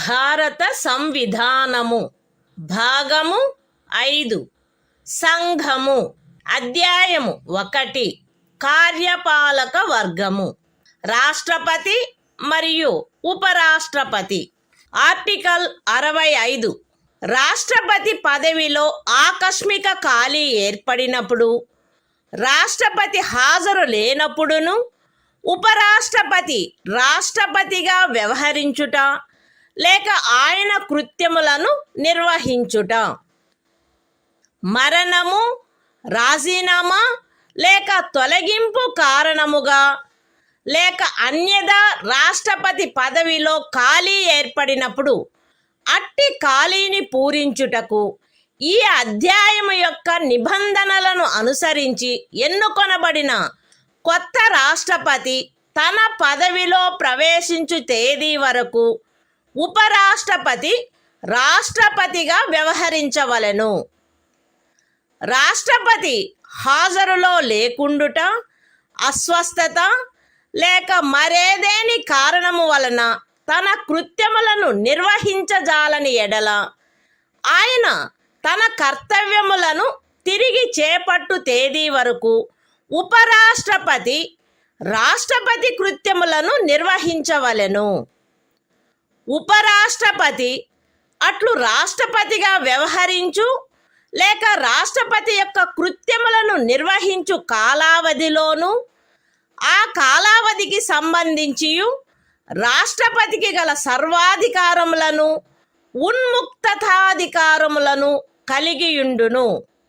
Parliament శాసనము ద్వారా నిర్ధారణ చేయు ఉపలబ్ధులకు, భత్యములకు మరియు విశేషాధికారములకు మరియు అట్లు నిబంధన చేయబడు వరకు 2వ అనుసూచిలో నిర్దిష్టపరచబడిన ఉపలబ్ధులకు, భత్యములకు మరియు విశేషాధికారములకు ఆయన హక్కు కలిగియుండును. The Constitution of India, Part 5, The Union. Chapter 1. The Executive. The President and Vice President. Article 65. The Vice President, to act as President, or to discharge his functions, during casual vacancies in the office, or during the absence of President. 1. In the event of the occurrence of any vacancy in the office of the President, by reason of his death, resignation, or removal, or otherwise, the Vice President shall act as President, until the date on which a new President, elected, in accordance with the provisions of this chapter, to fill such vacancy, enters upon his office. 2. When the President is unable to discharge his functions, owing to absence, illness or any other cause, the Vice President shall discharge his functions, until the date on which the President resumes his duties. 3. The Vice President shall, during, and in respect of, the period while he is so acting as, or discharging the functions of President, have all the powers and immunities of the President, and be entitled to such emoluments, allowances and privileges, as may be determined by Parliament, by law. And, until provision in that behalf is so made, such emoluments, allowances and privileges, as are specified in the second schedule.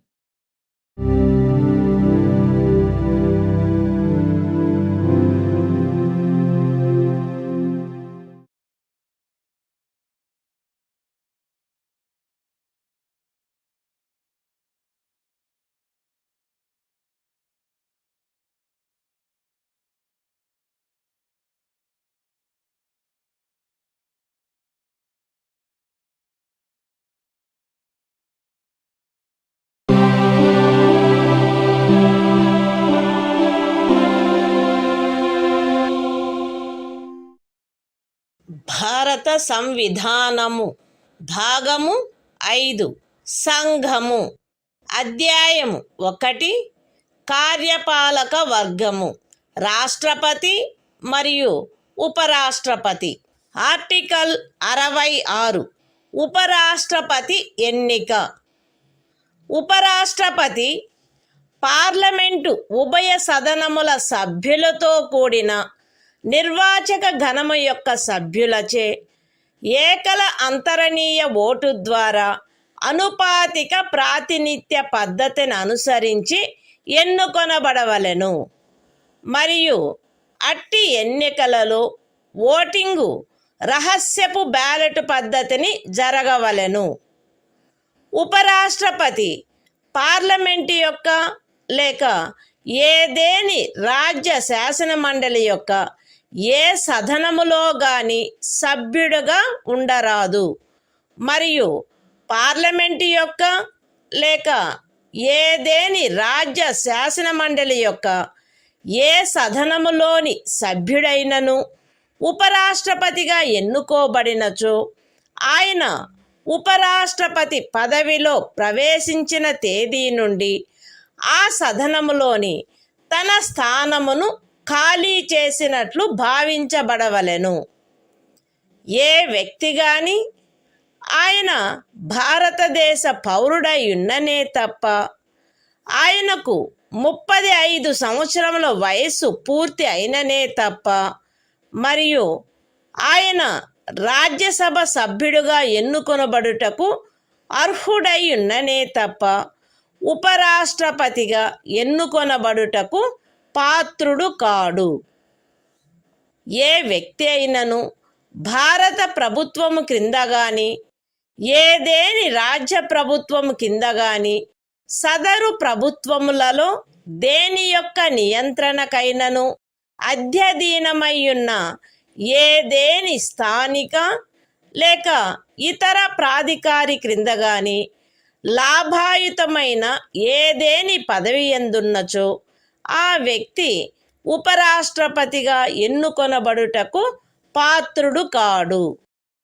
విశదీకరణ: ఈ అనుచ్ఛేదపు నిమిత్తము ఎవరేని వ్యక్తి సంఘము యొక్క రాష్ట్రపతిగా లేక ఉపరాష్ట్రపతిగా లేక ఏదేని రాజ్యము యొక్క గవర్నరుగా లేక సంఘము యొక్క లేక ఏదేని రాజ్యము యొక్క మంత్రిగా ఉన్న కారణమును బట్టి మాత్రమే లాభాయుతమైన పదవి ఎందున్నట్లు భావించరాదు. The Constitution of India, Part 5, The Union. Chapter 1. The Executive. The President and Vice President. Article 66. Election of Vice President. 1. The Vice President shall be elected by the members of an electoral college, consisting of the members of both houses of Parliament, in accordance with the system of proportional representation, by means of the single transferable vote, and the voting at such election shall be by secret ballot. 2. The Vice President shall not be a member of either House of Parliament or of a House of the Legislature of any state. And, if as Vice President.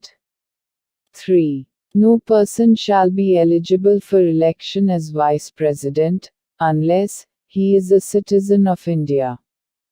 B. Has completed the age of 35 years, and C. Is qualified for election as a member of the Council of States. 4. A person shall not be eligible for election as Vice President if he holds any office of profit under the Government of India, or the Government of any state, or under any local or other authority, subject to the control of any of the said governments. Explanation: for the purposes of this article, a person shall not be deemed to hold any office of profit, by reason only that he is the President or Vice President of the Union, or the Governor of any state, or is a minister either for the Union, or for any state.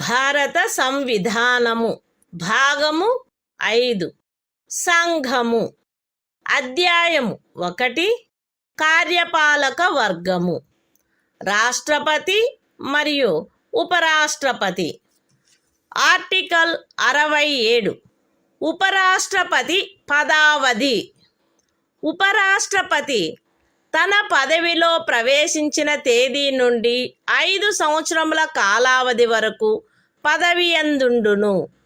అయితే ఉపరాష్ట్రపతి తన చేవ్రాలుతో రాష్ట్రపతికి లేఖ వ్రాయుట ద్వారా తన పదవికి రాజీనామా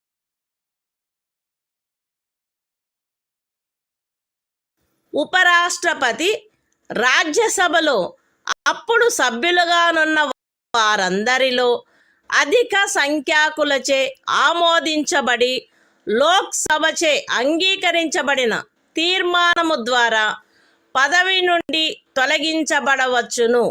కానీ ఈ ఖండము నిమిత్తము తీర్మానమేదియు దానిని ప్రస్తావించవలెనను ఉద్దేశము కలదను నోటీసు ఇచ్చి కనీసము 14 దినములు గడిచిననే తప్ప ప్రస్తావించబడరాదు. ఉపరాష్ట్రపతి తన పదావధి ముగిసినప్పటికీ తన ఉత్తరాధికారి ఆ పదవిలో ప్రవేశించు వరకు పదవిలో కొనసాగవలెను.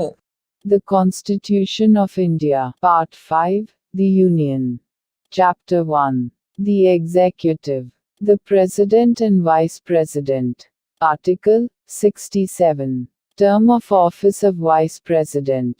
The Vice President shall hold office for a term of 5 years from the date on which he enters upon his office, provided that a. A Vice President may, by writing under his hand addressed to the President, resign his office.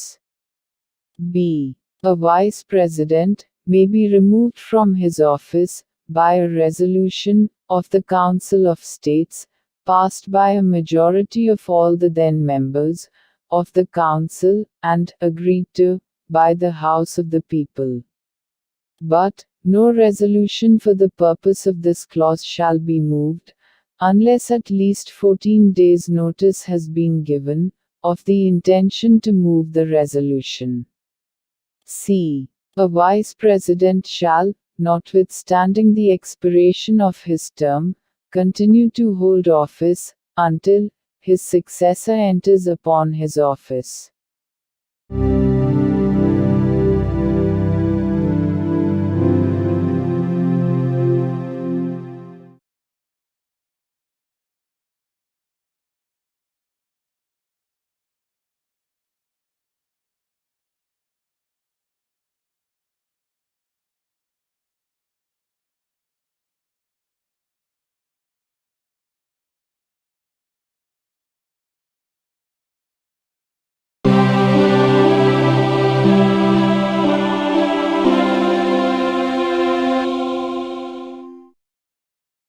భారత సంవిధానము భాగము 5 సంఘము అధ్యాయము 1 కార్యపాలక వర్గము రాష్ట్రపతి మరియు ఉపరాష్ట్రపతి. Article 68. ఉపరాష్ట్రపతి పదవి ఖాళీ అయినప్పుడు దానిని పూరించుటకు ఎన్నిక జరపవలసిన కాలము మరియు ఆకస్మికముగా ఏర్పడిన ఖాళీని పూరించుటకు ఎన్నుకొనబడు వ్యక్తి యొక్క పదావధి. ఉపరాష్ట్రపతి యొక్క పదావధి ముగియుటచే ఏర్పడు ఖాళీని పూరించుటకు జరగవలసిన ఎన్నిక ఆ పదావధి ముగియుటకు పూర్వమే పూర్తి చేయబడవలెను. మరణము, రాజీనామా లేక తొలగింపు కారణముగా లేక అన్యథా ఉపరాష్ట్రపతి పదవియందు ఏర్పడిన ఖాళీని పూరించుటకు జరపవలసిన ఎన్నిక ఆ ఖాళీ ఏర్పడిన తరువాత సాధ్యమైనంత త్వరితముగా జరపబడవలెను మరియు ఆ ఖాళీని పూరించుటకు ఎన్నుకొనబడిన వ్యక్తి 67వ అనుచ్ఛేదము యొక్క నిబంధనలకు అత్యధీనమై తాను పదవిలో ప్రవేశించిన తేదీ నుండి 5 సంవత్సరముల సంపూర్ణ కాలావధి వరకు పదవి యందుండుటకు హక్కు కలిగియుండును. The Constitution of India, Part 5, The Union. Chapter 1. The Executive. The President and Vice President. Article 68. Time of holding election to fill vacancy in the office of Vice President. And the term of office of person elected to fill casual vacancy. 1. An election to fill a vacancy caused by the expiration of the term of office of Vice President shall be completed before the expiration of the term. 2. An election to fill a vacancy in the office of Vice President occurring by reason of his death, resignation or removal, or otherwise shall be held as soon as possible after the occurrence of the vacancy. And the person elected to fill the vacancy shall, subject to the provisions of Article 67, be entitled to hold office for the full term of 5 years from the date on which he enters upon his office.